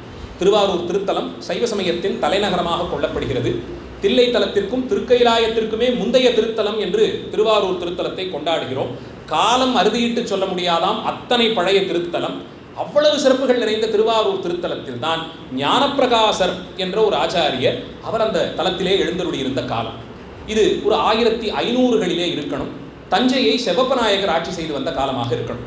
நான் செவப்பநாயகருக்கும் கமலை ஞானப்பிரகாசருக்கும் ஒரு சந்திப்பெல்லாம் ஏற்பட்டதாக சில தரவுகள் கிடைக்கிறது. அதனால் அந்த காலமாகத்தான் இருக்கணும். அந்த காலகட்டத்தில் கமலை ஞானப்பிரகாசர் திருவாரூர் திருத்தலத்திலே வந்த அடியார்களுக்கெல்லாம் உபதேசம் செய்து கொண்டு எழுந்தருளி இருந்த காலம். இப்போ சோழ நாட்டிலிருந்து அப்படியே காட்சியை பாண்டிய நாட்டிற்கு மாற்றுகிறோம். பாண்டிய நாட்டிலே ஸ்ரீவில்லிபுத்தூர் என்ற ஒரு திருத்தலம். இன்றைய விருதுநகர் மாவட்டத்தின் ஒரு முக்கிய பெரிய நகரமாக இருக்கக்கூடியது. அந்த திருத்தலம் வைணவத்தலமாக எல்லோருக்கும் ரொம்ப பிரசித்தமாக தெரியும். தமிழ் பாடிய ஆண்டாள் நாச்சியார் பிறந்த திருத்தலம், அந்த அரங்கனையே திருமணம் செய்து கொண்ட பேருடைய பெண்மணி அந்த அம்மையார் பிறந்த திருத்தலம். இது ஒரு பக்கத்திலே. அந்த திருத்தலத்திற்கு மற்றொரு பெரிய சிறப்பு, அந்த திருத்தலத்தில் தான் சைவ வேளாளர் குலத்திலே சுப்பிரமணிய பிள்ளை என்றும் மீனாட்சி அம்மை என்றும் ஒரு தம்பதியர்கள் இருந்தார்கள். அவர்கள் பிள்ளை பேர் வேண்டி அந்த திருத்தலத்திலேயே வைத்தீஸ்வரன் என்ற பெயரிலே சிவபெருமானுக்கு ஒரு பெரிய திருக்கோயில் உண்டு. ஆண்டாள் கோயிலுக்கு போகிறவங்க அத்தனை பேரும் இந்த கோயிலுக்கும் போகணும். பிரம்மாண்டமான கோயில், நாயகர் காலத்திலே பெரிய அளவில் எடுத்து கட்டியிருக்கிறார்கள். மிக பிரம்மாண்டமான கோயில். அந்த சிவாலயத்திலே இருக்கக்கூடிய பெருமானை தினந்தோறும் வணங்கி அவர்களுக்கு தக்க காலத்திலே ஒரு குழந்தை பேரு வாய்க்க பெற்றது, ஒரு ஆண் குழந்தை. அந்த குழந்தைக்கு ஞானசம்பந்தன் என்று பெயர் சூட்டினார்கள். அந்த காலத்தில் எங்கள் வீடுகள் எல்லாம் குறைந்தபட்சம் ஒரு 5-6 பிள்ளைகள் இருந்தால் ஒரு பிள்ளைக்காவது ஞானசம்பந்தம்னு நிச்சயமாக பேர் இருக்கும். அந்த பேரெல்லாம் எங்களுக்கு ஒரு 2-3 சித்தப்பா 2-3 பெரியப்பா இருப்பாங்க. எப்பயுமே இந்த ஊர் சம்பந்தம் சித்தப்பா, அந்த ஊர் சம்பந்தம் பெரியப்பான்னு தான் நாங்களே சொல்லுவோம். இது ரொம்ப சாமானிய வழக்கமாக இருந்தது. எல்லார் வீட்டிலையும் ஒரு ஞானசம்பந்தம் இருப்பாங்க. ஏன்னா பெற்ற ஒரு குழந்தை அந்த ஞானசம்பந்தர் மாதிரி வரமாட்டாராங்கிற ஒரு ஆசையிலே ஞானசம்பந்தம்னு பேர் வச்சுடுவாங்க. அது ரொம்ப பொதுவாக இருந்த ஒரு விஷயம். அந்த விதத்தில் இவருக்கும் ஞானசம்பந்தர் என்று பெயர் சூட்டி வளர்த்தார்கள். அந்த குடும்பத்தை சேர்ந்தவர்களுக்கு மதுரை ஆலவாய் அண்ணல் தான் அவர்களுக்கு குலதெய்வம் மாதிரி. மீனாட்சி அம்பிகையும் சுந்தரேஸ்வரன் தான் அந்த அவர்களுக்கு குலதெய்வம். அதனால் ஸ்ரீவில்லிபுத்தூரிலிருந்து அந்த குழந்தைக்கு ஒரு 8-9 வயது ஆகியிருக்கக்கூடிய காலத்திலே சுவாமி தரிசனத்திற்காக மதுரை எம்பதிக்கு வந்தார்கள். அங்கே சில காலம் தங்கியிருந்து தினந்தோறும் அங்கே பொற்றாமரை குளத்தில் குளித்து மீனாட்சி அம்மனையும் சொக்கநாத பெருமானையும் தரிசனம் செய்து கொண்டு வந்தார்கள். இந்த குழந்தையும் அப்போது தான் போயிருக்கு. 8 வயசு குழந்தை வச்சுக்கோமே. அந்த வயசுக்கு என்ன தெரியுமோ அந்த அளவிலே அவரும் தினமும் சுவாமி தரிசனம் செய்து கொண்டு அம்மனை தரிசனம் செய்து கொண்டு அந்த ஊரிலே தங்கியிருந்தார்கள். ஆச்சு, கொஞ்ச காலம் ஆச்சு. தரிசனம் எல்லாம் நல்லபடியாக முடிஞ்சது. ஊருக்கு புறப்பட்டு போகணும். அதற்கு ஒரு நல்ல நாளை குறிச்சிட்டு ஊருக்கு புறப்படலாம்னு மூட்டையெல்லாம் எடுத்துக்கொண்டு தாய் தந்தையர் புறப்பட்டார்கள். இவருக்கு மனசு வரலை. அதை இப்படி விட்டுட்டு போகிறது, அப்பா அம்மாவோட போகிறதா இல்லை கோயிலில் இருக்கிறதான்னு கேட்டால் அப்பா அம்மா இங்கே தானே இருக்காங்க. இந்த பக்குவ நிலைக்கு வந்திருந்தார். அப்பாட்ட நேராக போனார். நீங்கள் 2 பேரும் வேணா ஊருக்கு போயிட்டு வாங்களேன், நான் இங்கேயே இருக்கேன்னு. அப்பா நீ ரொம்ப சின்ன குழந்தை, அம்மா இல்லாமல் நீ எப்படி இருப்பேன்னா, தோ இருக்காள் என்னோட அம்மா, மீனாட்சி அம்மனை காட்டி கொடுத்தார். இவங்க தானே அப்பாவும் அம்மாவும். பக்குவம் அந்த இடத்திலேயே அப்படியே ஸ்பூரித்து, ஞானசம்பந்தருக்காக ஞானப்பால் கொடுத்து ஏற்படுத்த அந்த பக்குவம் இவருக்கு அப்படியே தோன்றியதாம். சிவபெருமானை தரிசித்த மாத்திரத்தில் அவர்களும் எத்தனை முடியுமோ எடுத்து சொல்லி பார்த்தார்கள். சரி, இதுக்கு மேலே ஒன்றும் பண்ணுறதுக்கு இல்லை. எவ்வளவு சொல்லி விடாப்படியாக அந்த குழந்தை ஊருக்கு வருவதில்லை. இங்கே தான் இருப்பேன், இதுதான் என் வீடு, இவர்கள் தான் என் தாய் தந்தைன்னு சொன்ன மாத்திரத்தில் ஒரு அளவுக்கு மேலே ஒன்றும் செய்ய முடியாத தாய் தந்தையர்கள் ஊருக்கு புறப்பட்டு சென்று விட இவர் தினந்தோறும் மதுரை எம்பதியிலேயே தங்கியிருந்தார். கோயிலேயே தங்கியிருப்பார். அதான் அப்பா அம்மான்னு சொல்லியாச்சு, அவங்க வீடு தான் நம்ம வீடு. அங்கேயே குளித்து அங்கேயே உண்டு இப்படியே இருக்கக்கூடிய ஒரு காலச்சூழலிலே பொற்றாமரை குளக்கரையிலே நிறைய அடியார்கள்லாம் உட்கார்ந்து சிவபூஜை செய்யக்கூடிய காட்சியை பார்க்கிறார். குளிச்சுட்டு உடனே சிவபூஜை பண்ணிவிடுவாங்க. குளிச்சுட்டு வீட்டுக்கு வர வழி கூட எங்கே வருவோமோ யாரையாவது பார்ப்போம், அவங்களுக்கு எதானா அவங்க வீட்டில் எப்படி இருக்கும் நிலைமை நமக்கு தெரியாது. அதனால் இந்த சிரமமெல்லாம் வேண்டாம்ட்டு அந்த காலத்தில் குளிச்சுட்டு அங்கேயே குளக்கரையிலேயே பூஜை பெட்டியோடு போய் வச்சு பூஜையை முடிச்சுட்டு தான் வீட்டுக்கு வருவாங்க. அப்படி குளக்கரையிலே உட்கார்ந்து நிறைய அடியார்கள் சிவபூஜை செய்யக்கூடிய காட்சியை பார்த்த உடனே ஒரு ஆசை வந்துருச்சு, நாமும் சிவபூஜை பண்ணணும். யார்கிட்ட போய் கேட்கறது? ஒரு குழந்தைக்கு ஏதாவது விளையாட்டு பொம்மை வேணும், அப்பா அம்மா தானே கேட்கணும். இவருக்கும் சிவபூஜை பண்ணணும், ஒரு சிவலிங்கம் வேணும். நேராக சொக்கநாதர்கிட்டேயே போனார். ஒரு சிவபூஜை பண்ணுறதுக்கு ஒரு சாமி வேணும்னு கேட்டார். அதற்கு என்னன்னு அன்றைக்கி இரவு கனவிலே சொக்கநாதர் அந்த பொற்றாமரை குளத்தினுடைய வடகிழக்கு மூலை ஈசான்ய மூலையிலே அந்த கங்கையிலேயே நாம் ஒரு பெட்டகத்தோடு இருக்கிறோம், நாளை வந்து துழாவி எடுத்துக்கொள்ளும்னு சொல்லிட்டார். காலையில் கண்ட கனவை நினைவுபடுத்த இந்த குழந்தை ஓடி போய் அந்த குளத்தின் வடகிழக்கு மூலையிலே மூழ்கி உள்ளிருந்து எடுத்த போது கையோடு ஒரு பூஜை கோயில் வந்ததாம். அந்த பெட்டகத்தின் உள்ளே சொக்கலிங்க பெருமான் ஒரு ஸ்படிகமூர்த்தமாக எழுந்தருளி இருந்தார். அந்த மூர்த்தத்தை தான் சற்றேறக்குறைய 5 நூற்றாண்டு காலங்களாக தொடர்ந்து தருமபுர ஆதீனத்தின் குருமகா சன்னிதானங்கள் தினந்தோறும் அந்த மூர்த்தியைத்தான் பூஜை செய்கிறார்கள். ஒரு நாள் தவறாது 500 ஆண்டுகளாக இந்த நிகழ்ச்சி நடந்து வருகிறது. தருமபுர ஆதீனம் என்று சொல்லி அந்த ஆதீனத்திற்கு இத்தனை கோயில்கள் உண்டு, இவ்வளவு மடங்கள் உண்டு, இத்தனை கல்வி நிலையங்கள் உண்டு, இதெல்லாம் சொன்னாலும் அந்த ஆதீனத்தின் முதல் தலைவர் முதல் சொத்து அந்த சொக்கலிங்க பெருமான் தான். எது செய்தாலும் அவருக்கு தான் முதல்ல, அவரை முன்னிட்டுத்தான் எதையுமே செய்வார்கள். அவருக்காகத்தான் ஆச்சாரியர்கள் இருப்பதே. அதனால் தான் குருமகா சன்னிதானங்கள் எங்கே சென்றாலும் சொக்கலிங்க பெருமானோடு சேர்ந்து தான், அவரோடு சேர்ந்து தான். அதாவது ஒரு ராத்திரி தங்குற பட்சத்தில் எங்கேயாவது போய் ஒரு ராத்திரி தங்கணும்னா சுவாமியோட தான் புறப்படும். இல்லைன்னா போயிட்டு ராத்திரி காலத்துக்கு திருப்பி வந்துவிடும். இந்த விரதத்தோடு தான் ஒன்றல்ல இரண்டல்ல 27 குருமகா சன்னிதானங்கள் வாழையடி வாழையாக தினந்தோறும் அந்த சொக்கலிங்க பெருமானை வழிபாடு செய்து தான் தர்மபுர ஆதீனத்தை நிர்வகித்து வருகிறார்கள். அப்படி இந்த பெருமான் சுயம்பு மூர்த்தமாக தோன்றினார். அவருக்கு ரொம்ப சிறப்பான பேர். சொக்கலிங்கம்னு சொன்னால் மதுரையில் இருக்கக்கூடிய பெருமானுக்கு தான் சொக்கலிங்கம்னு பேர். ஆனால் பார்த்தார்கள், இவரும் சொக்கநாதர் தான், செந்தமிழ் சொக்கநாதர்னு பேர் வைத்தார்கள். செந்தமிழ் சொக்கநாத பெருமான், மதுரை தர்மயாதீனத்தில் இருக்கக்கூடிய பெருமானுக்கு செந்தமிழ் சொக்கநாத பெருமான் என்பது தனித்துவமான பேர். தினந்தோறும் செந்தமிழ் கேட்டுக்கொண்டே இருப்பார், தினமும் செந்தமிழ் கேட்பார். நிறைய நிர்வாகங்களே உண்டு. இந்தந்த நாள் இந்தந்த பதிகங்கள் சன்னிதானம் அங்கே இருக்கும்போது இதை பாடணும், வெளியில் வந்த உடனே இதை பாடணும், விபூதி கொடுக்கும்போது இதை பாடணும்னு ஒரு பெரிய நிர்வாகம் உண்டு. எல்லாம் பொருளோடு இருக்கும். அதுக்கு ஒரு காரணம் இருக்கும், இந்த இடத்துல ஏன் இதை பாடுறாங்கன்னு. அதை எண்ணி அதையே சுவைக்கலாம், அவ்வளோ இனிமையாக இருக்கும். அப்படி தினமும் தமிழ் கேட்பதால் அவருக்கு செந்தமிழ் சொக்கநாத பெருமான் என்பது அவருடைய திருநாமம். அவரைத்தான் அங்கிருந்து எடுத்தார். அவரே சொல்றார், கண்ணுக்கினிய பொருளாகிய என் கரத்தினில் வந்தாயின்னு அவரே அதை பதிவு பண்ணிடுறார். கண்ணு பார்த்த உடனே சந்தோஷப்படும் விதமாக அழகிய காட்சியாக சொக்கநாத பெருமான் என் கரத்தினில் வந்தாயேன்னு கொண்டாடுறார். கண்ணுக்கினிய பொருளாகிய என் கரத்தினில் வந்தாய், விண்ணும் பரவிடும் அற்புதமே என்ன விஞ்சே இதுதான், மண்ணும் புகழ்ந்திட என்னையும் பூரண வாரியுள்ளே நன்னி அருள்செய் மதுராபுரி சொக்கநாயகனேன்னு கொண்டாடுகிறார். சொக்கநாத வெண்பான்னு சொல்லி ஒரு 11 பாடல்கள் இந்த அனுபவத்தை பாடுகிறார். இப்போ சுவாமி கைக்கு வந்தாச்சு, அடுத்து பூஜை பண்ணணுமே, பூஜை செய்யணும் இல்லையா, அதை யாராவது சொல்லிக் கொடுக்கணுமே. அது குழந்தைக்கு அப்படியே எப்படி, அதனால் நேராக மறுபடியும் சொக்கநாதர்கிட்ட தான் போனார். நான் ஒரு விளையாட்டு சாமான் வாங்கிட்டு அதை எப்படி விளையாடணும்னு அப்பாட்ட தானே போவோம். அந்த மாதிரி இவர் போய் சொக்கநாதர்கிட்டே கேட்டார், சுவாமி கிடச்சிட்ட, இப்போ இவர் எப்படி பூஜை பண்ணணும்னு கேட்டார். அதுக்கு நீ திருவாரூருக்கு போகணும்ட்டார். ஞானோபதேசம்னா எது வேணாலும் திருவாரூருக்கு தான் வரணும், நேராக திருவாரூருக்கு தான் போகணும். அங்கே கமலை ஞானப்பிரகாசர் என்ற திருநாமத்தோடு ஒரு ஆச்சாரியர் இருக்கார். அவரை போய் சென்று அணுகி அவரிடத்தை எல்லாவற்றையும் கேட்டுக்கொள்ளு இவரை சொல்லி அனுப்பி வச்சுட்டார். அடுத்த சோமவாரம் திருவாரூரிலே உனக்கு உபதேசம்னு சொல்லி இவருக்கு முகூர்த்தம் குறித்து அனுப்பிட்டார். கமலை ஞானப்பிரகாசர் கனவிலே தோன்றி நம் சொல்லே சொல்லாய் கொண்டு மதுரையிலிருந்து இன்னார் வருகிறார், இந்த நிலைக்கு வருகிறார், அவருக்கு ஆக வேண்டியதெல்லாம் பார்த்து செய்யணும்னு அங்கே கட்டளையிட்டு மறைந்தார். இவர் புறப்பட்டு அந்த சொக்கலிங்க மூர்த்தத்தை தலையிலே சுமந்து கொண்டு மதுரையிலிருந்து திருவாரூர் திருத்தலத்திற்கு வந்து சேர்ந்தார். உள்ளே சென்று ஆரூர் திருமூலட்டானத்து எம்பெருமானை வணங்கி வழிபட்டு தியாகராஜ பெருமானை தரிசனம் செய்து கொண்டு பிரதட்சணமாக வரும்போது கோயிலின் வடகிழக்கு மூலையிலே சித்தீஸ்வரம்னு ஒரு சன்னதி உண்டு. திருவாரூர் தலத்திலே கர்ப்பகிரகத்தில் சுவாமி இருப்பார், புற்றிடம் கொண்டார், தியாகராஜா பக்கத்தில் இருப்பார். அடுத்த பிரகாரத்தில் திசை கொன்றாக 4 சிவலிங்கங்களுக்கு கோயில் உண்டு. அச்சலேஸ்வரம், ஹாட்டகேஸ்வரம், ஆனந்தீஸ்வரம், சித்தீஸ்வரம். வடகிழக்கு மூலையில் இருப்பது சித்தீஸ்வரம். அங்கே ஒரு தட்சிணாமூர்த்தி சன்னதி. இவர் பிரதட்சணம் பண்ணிட்டு அங்கே வந்தார். கோயிலை வலமாக வந்து அந்த தட்சிணாமூர்த்தி சன்னதியிலே நின்றபோது உள்ளே கமலை ஞானப்பிரகாசர் யோகத்திலே ஈடுபட்டிருந்தார். பசுமாட்டை கண்ட கன்று போல் அவர் பால் ஈர்க்கப்பட்டார். ஓடி சென்று அவர் திருவடிகளிலே விழுந்து வணங்கினார். தாய் தன்னுடைய குழந்தையை சில காலம் பிரிந்திருந்து சேர்வது போலே அந்த ஆதரத்தோடு அணைத்து கொண்டு தன்னுடைய பிள்ளை போலே பாவித்து குருஞான சம்பந்தருக்கு எல்லா உபதேசங்களையும் கமலை ஞானப்பிரகாசர் செய்து வைத்தார். அத்தனை சாத்திரங்களையும் ஆகமங்களின் தேர்ந்த பொருளை எல்லாம் எடுத்துச் சொல்லி சிவபெருமானுடைய சிறப்புகளை எல்லாம் எடுத்துச் சொல்லி பதி பசு பாசம் என்று சொல்லப்படும் முப்பொருள் உண்மையை விளக்கி அருளி இந்த நிலைக்கு அவரை தயார்படுத்தி வச்சிருக்கார். ஒரு நாள் திருவாரூர் தியாகராஜ பெருமானுடைய அர்த்தஜாம தரிசனத்திற்கு கமலை ஞானப்பிரகாசர் புறப்பட்டார்.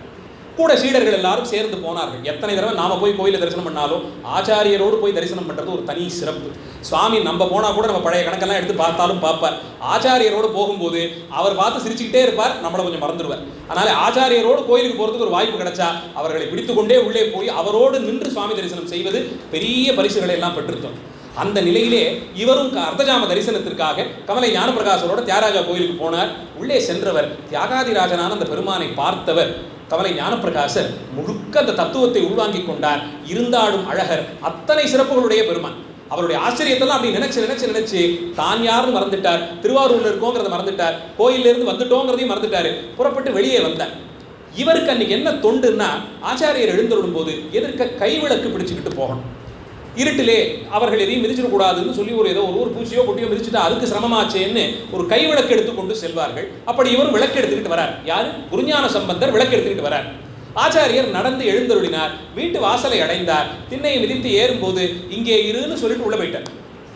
அவர் சிவானந்தத்தில் இருக்கார். தியாகராஜாவை தரிசனம் பண்ணிட்டு நமக்கெல்லாம் ஒரு 5 நிமிஷமான வாய் அடைச்சு நிற்கிறோமே, இவர் அவ்வளோ பெரிய ஆச்சாரியர். இரவு பொழுதெல்லாம் வாய் அடைத்து நின்று இருக்கார் போல் இருக்கு. அந்த தவத்திலே கூடினவர் குருஞான சம்பந்தரை தான் சொன்னோங்கிறதெல்லாம் அவருக்கு தெரியல.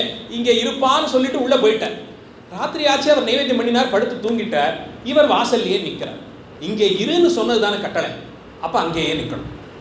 இதுதான் இவருக்கு அந்த பக்குவத்தன்மையை உறுதிப்படுத்தி கொடுத்த மிக முக்கிய நிகழ்ச்சி. இந்த நிகழ்ச்சிக்கு தலைப்பாகவும் அதைத்தான் போட்டிருக்கிறார். மழையிலே அணையாது எரிந்த விளக்கு இந்த இடத்துல தான் நடந்தது. அன்று இரவு திருவாரூர் திருத்தலத்தில் மழை பெய்தது, இரவு முழுக்க மழை பெய்தது. இவர் வீட்டு வாசல்ல கைவிளக்கோடு அப்படியே நின்றுகிட்டு இருக்கார். இரவெல்லாம் கடந்து முடிந்தது. மறுநாள் பகல் விடியும் வேளையிலே அந்த குருநாதருடைய மனைவியார் குருபத்தினி அந்த அம்மையார் வீட்டு வாசலிலே சாணி தெளித்து கோலம் போடுவதற்காக வெளியே வந்தாங்க. வந்து பார்த்தா குருஞான சம்பந்தர் சொன்ன இடத்துல எங்க நின்னாரோ அங்கேயே நிற்கிறார். கையில கைவிளக்கு அணையாமல் எரிகிறது. பிடித்து கொண்டே நிற்கிறார். சுத்தி முத்தும் பார்க்கிறார். இரவெல்லாம் மழை பெய்திருக்கிறது. அவரை சுற்றி பெய்த மழை அவர் மேல படல, அந்த விளக்கையும் தீண்டல். இது இந்த அளவுக்கு பக்குவம் வாய்த்தவர்கள் தீயை தீயாக பார்க்கணும்னு அவசியம் இல்லை, தண்ணீரை தண்ணீராக பார்க்கணும்னு அவசியம் இல்லை. அவர்கள் கையிலே தீயை கொடுத்தால் தண்ணீரை போல அதை குளிர்ச்சின்னு உணரக்கூடிய தன்மை அவர்களுக்கு உண்டு. ஏன்னா ஒரு பொருளினுடைய குணத்தை அளவிடுவது நம்முடைய பழக்கம். சாமானிய மனிதர்கள் ஒருவர் எதிர வந்து நின்னாங்கன்னா அவங்களுடைய உயரம், அவங்களுடைய நிறம், அவங்க உடுத்திருக்கக்கூடிய உணவு, உடை, அவங்க கையில் வச்சிருக்கக்கூடிய பண்டங்கள், இதெல்லாம் வச்சு ஒரு நிமிஷத்துக்குள்ள அவங்கள மொத்தமாக மதிப்பிட்டு முடிச்சிடும். இவ்வளோ தான் இருக்கும், இதுதான் இவங்க அப்படின்னு ஒரு ஒரு ஒரு 5 வினாடி 6 வினாடி மதிப்பிட்டு முடிச்சிருவோம். அதுக்கு தகுதியாக தான் நம்ம அவங்ககிட்ட பேசுவோம். ஏன்னா அந்த பேதத்தை பார்க்குறோம். ஆனால் அப்படி இல்லாமல் ஒரு பெரிய வண்டியில் வந்து ஒருத்தர் இறங்கினார்னா அவர் இறங்கிறதுக்கு முன்னாடி நம்ம உடம்பு ஒரு 2 அடி முன்னாடி ஒருத்தர் போய் குனிஞ்சிருக்கிறோம். அப்போது உடனே அந்த இடத்துல அந்த வேறுபாட்டை பார்க்கிறோம். இந்த அளவிற்கு பக்குவம் வாய்ந்தவர்கள் இவருக்குள்ளேயே சிவபெருமான் இருக்கார், அவருக்குள்ளேயே சிவபெருமான் இருக்கார். சிவபெருமான் எல்லாருக்குள்ளேயும் இருக்கும்போது நாம் ஒரே மாதிரி தானே அவங்கள பார்க்கணும்னு அப்படியே நிற்பாங்க. அப்போ அவர்களுக்கு இந்த பௌதீகமான விஷயங்கள் இயற்கைங்கிற அந்த ஒரு வரையறைக்கு அப்பாற்பட்டு போய்விடுவார்கள். அப்படி இருக்கும்போது தான் அவர்கள் இந்த வடக்கையெல்லாம் போனோம்னா இந்த சில மரபுகள்லாம் உண்டு, கொஞ்சம் கடினமான இந்த அகோரி மரபுகள்லாம் உண்டு. அவங்க உட்கார்ந்து சாப்பிடக்கூடிய இடத்த பார்த்தா நம்மளால் அந்த இடத்துல நிற்கவே முடியாது. அந்த இடத்துல நிற்கிறதுக்கே நம்ம யோசிப்போம். அப்படி இருக்கும் அங்கேருந்து வரக்கூடிய துர்நாற்றமும் அந்த காட்சியும் அங்கே இருக்கக்கூடிய விஷயங்கள்லாம் நமக்கு ஒரு விதமான அருவருப்பு ஒரு க்ஷணத்தில் ஏற்படுத்தும். அதுக்கு மேலே அவங்க சாப்பிட்ற அந்த பண்டத்தையோ அது ஏந்தி இருக்கிற பாத்திரத்தையோ பார்த்தா அடுத்த ஒரு 2-3 மணி நேரத்துக்கு நமக்கு ஒரு மாதிரி இருக்கும். அவர்கள் அங்கே உட்கார்ந்து நாம நல்ல அழகா இலை பரப்பி நல்ல பந்தியிலே சுவையான பண்டங்களை எல்லாம் பரிமாறி சந்தோஷமா சாப்பிட்ற அதே அனுபவத்தோடு அவங்க உட்கார்ந்து அதையும் சாப்பிடுவாங்க. அவர்களுக்கு அந்த பேதத்தை கடந்தவர்கள், அவர்கள் அந்த நிலையை மறந்தவர்கள். அவங்ககிட்ட போய் கேட்டீங்கன்னா என்ன சொல்லுவாங்கன்னா, எப்பா நீங்க எப்படியும் அவ்வளவு சுத்தமா ஒரு இடத்துல எண்ணெய் தண்ணி எல்லாம் தெளிச்சு கோலம் போட்டு ஒரு இலையை போட்டு மனையை போட்டு உட்கார்ந்து சாப்பிட்டாலும் 2 அங்குலம் நாவை தாண்டிய பிறகு அந்த சுவை முடிஞ்சிருதா? எனக்கும் அதே தானே, எனக்கும் அதே தான் ஆச்சு. இங்கே உட்காந்து சாப்பிட்றதுனால எனக்கு என்ன கஷ்டமாக இருக்குது? ஒன்றும் இல்லையே, உன்னை போலவே தான் நானும் உணவு உண்கிறேன். அது சாப்பிட்ட உடனே இங்கேக்கு அப்புறம் அது சுவையே இல்லையே, திருப்பி அது எல்லாருக்கும் ஒரே மாதிரி தானே போக போகுது. அது இங்கே தாண்டிட்டா என்ன இருக்குது? அந்த ருசிக்கு ஒன்றும் இல்லையே. அந்த அந்த ஒரு 5 வினாடி சுவைக்கு தான் நீ ஏங்கி இருக்க. நான் அதை ஜெயிச்சிட்டேன், எனக்கு அந்த சுவையை பற்றின கவலை இல்லை. இந்த பக்குவ நிலை கூடியவர்கள் அதெல்லாம் கேட்கும்போது இது ஏதோ ரொம்ப சுமாராக தான் இருக்குது, ரொம்ப சாமானியம் தானே. இன்றைக்கி ராத்திரிலேருந்து நாம் என்ன பண்ணுவோம், எதை வச்சாலும் அதை பேசாமல் சாப்பிட்டு எழுச்சி போயிடுவோன்னு நினைக்க தோணும். ஒரு காப்பியில் போடுற அந்த ஒரு அரை தேக்கரண்டி சக்கரை கூடிட்டாலோ குறைஞ்சிட்டாலோ நமக்கு வர கோபத்தை அவரவர்கள் யோசிச்சு பார்த்துக்கணும். இந்த பக்குவம் தான் நம்முடைய. அப்போ இவர்கள் அந்த பௌதீக இலக்கணத்திற்கு அப்பாற்பட்டு போய்விடுவதால் இந்த நிலையை கடந்தவர்கள். அதனால பெய்த மழை அவர் பேரில் படலை, மழை இவர் மேலே சிந்தாது, இவரை தொடாது. அப்படி பெய்ததாக கணக்கில் கொள்ளுகிறோம். நம்மையார் பார்த்துட்டு உள்ள ஓடி போய் அவர் கணவரை எழுப்ப கவலை ஞானப்பிரகாசர் வெளியே வந்தார். இவர் இருக்கக்கூடிய அந்த கோலத்தை பார்த்தார். க்ஷணப்பொழுதுல உடனே மதிப்பிட்டார். அப்பா இனிமேல் உனக்கு எனக்கு எதுவும் வேலை இல்லை, நீ இனிமேல் இங்கே இருக்க வேண்டியவன் கிடையாது. இந்த பக்குவம் கூடிவிட்டால் இன்னும் நிறைய உயிர்களை நீ பக்குவப்படுத்தணும். இங்கேயே தேங்கி நின்றுடக்கூடாது. வாய்க்கால வெட்டி கொண்டு போனால் தானே ஊரெல்லாம் போக முடியும். அப்போது இன்னொரு இடத்துக்கு நீ போகணும்னு சொன்ன போது கதறி அழுதாராம். கதறி அழறார். இந்த காலத்திலே அவருக்கு எப்படியுமே ஒரு 15-16 வயதான ஆகியிருக்கணும். 8 வயசு குழந்தை பெத்த தாய் தந்தையரை பிரிவதை பற்றி நினைப்பே இல்லை. நீங்கள் போயிட்டு வாங்கன்னு சந்தோஷமாக வழி அனுப்பி வச்சுட்டு கோயிலில் தனியாக இருக்க துணிந்தவர் ஒரு 15-16 வயது ஆகியிருக்கக்கூடிய காலத்திலே குருநாதர் இன்னும் எதுவும் சொல்லலை, நீ இனிமேல் இங்கே இருக்க வேண்டாம்னு தான் சொல்லியிருக்காரு. கதறி கதறி அழுதாராம். ஆச்சாரியர்களை நாம் ஏன் இவ்வளவு கொண்டாடுறோம்னா அதுக்கு காரணம் இதுதான். தாய் தந்தையருக்காவது அவர்கள் இன்பம் துய்க்க துணிந்து அதன் மூலமாக நாம் பிறந்தோம்னு வரும்போது நம்மை காப்பாற்றணுங்கிற ஒரு கடமை அவர்களுக்கு ஏற்பட்டிருக்கு. நம்மாலே வந்தது இந்த உயிர் உலகிற்கு. அப்போ அதால் தன்னை காப்பாற்றிக் கொள்கிற அந்த வயசு வர வரைக்கும் நிச்சயமாக காப்பாற்றணும்னு தாய் தந்தையருக்கு ஒரு கடமை இருக்கு. தாய் உணவிட்டும் தந்தை அறிவு புகட்டியும் அனுபவங்களை கொடுத்தும் காப்பாற்றும். இந்த குழந்தைக்கு ஒன்றும் நேராமல் பார்த்து கொள்ளணுங்கிற கடமை அவங்களுக்கு இருக்கு. ஆச்சாரியருக்கு அப்படி ஒன்றும் பந்தம் இல்லையே. ஆனால் தந்தையார் கூட்டிகிட்டு போய் விட்டுட்டு இந்த கண்ணு 2 மட்டும் விட்டுடுங்க, அடித்து முடிச்சு எப்படியாவது நல்லபடியாக கொண்டாந்துருங்கன்னு சொன்னதுக்கப்புறமா தன் பிள்ளை போலே பாவிக்கிற அந்த மனசு அந்த காலத்துலேருந்து ஆரம்பித்து இன்னைக்கு வரைக்கும் வருது. ஒவ்வொரு வருஷமும் நல்லாசிரியர் விருதெல்லாம் சொல்லும்போது அவர்களுக்கு எதுக்காக இந்த விருதுங்கிறது தெரிஞ்சுக்கும் போது இப்படியும் இன்னும் இருக்கிறாங்களேன்னு நினைக்க தோணுது. அந்த மாதிரி ஒரு பண்பு ஆச்சாரியர்கள் கிட்ட இருக்கிறதுனால தான் குருவை முதல்ல சொல்லி அப்புறம் தாய் தந்தையர்கிட்ட வரும்.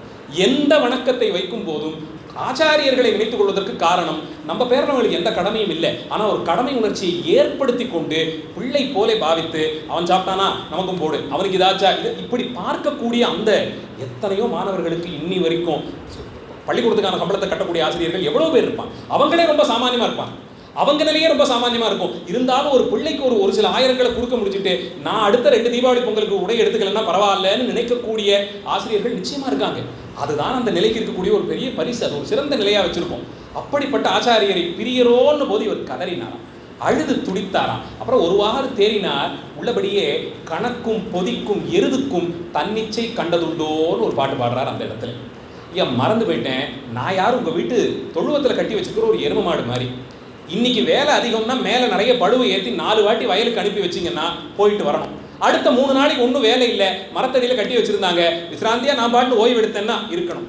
அடுத்த 10 நாளைக்கு தொடர்ந்து வேலைன்னா அப்பையும் செய்யணும். 3 நாள் கொடுத்தீங்க, அப்புறம் 4 நாள் விடுமுறை கொடுத்தீங்க, இப்போ என்ன தொடர்ந்து 1 வாரம் வேலை கொடுக்குறீங்களேன்னு கேட்கறதுக்கு அந்த எருதுக்கு எதுவும் உரிமை இருக்கிறாப்பில் தெரியலையே.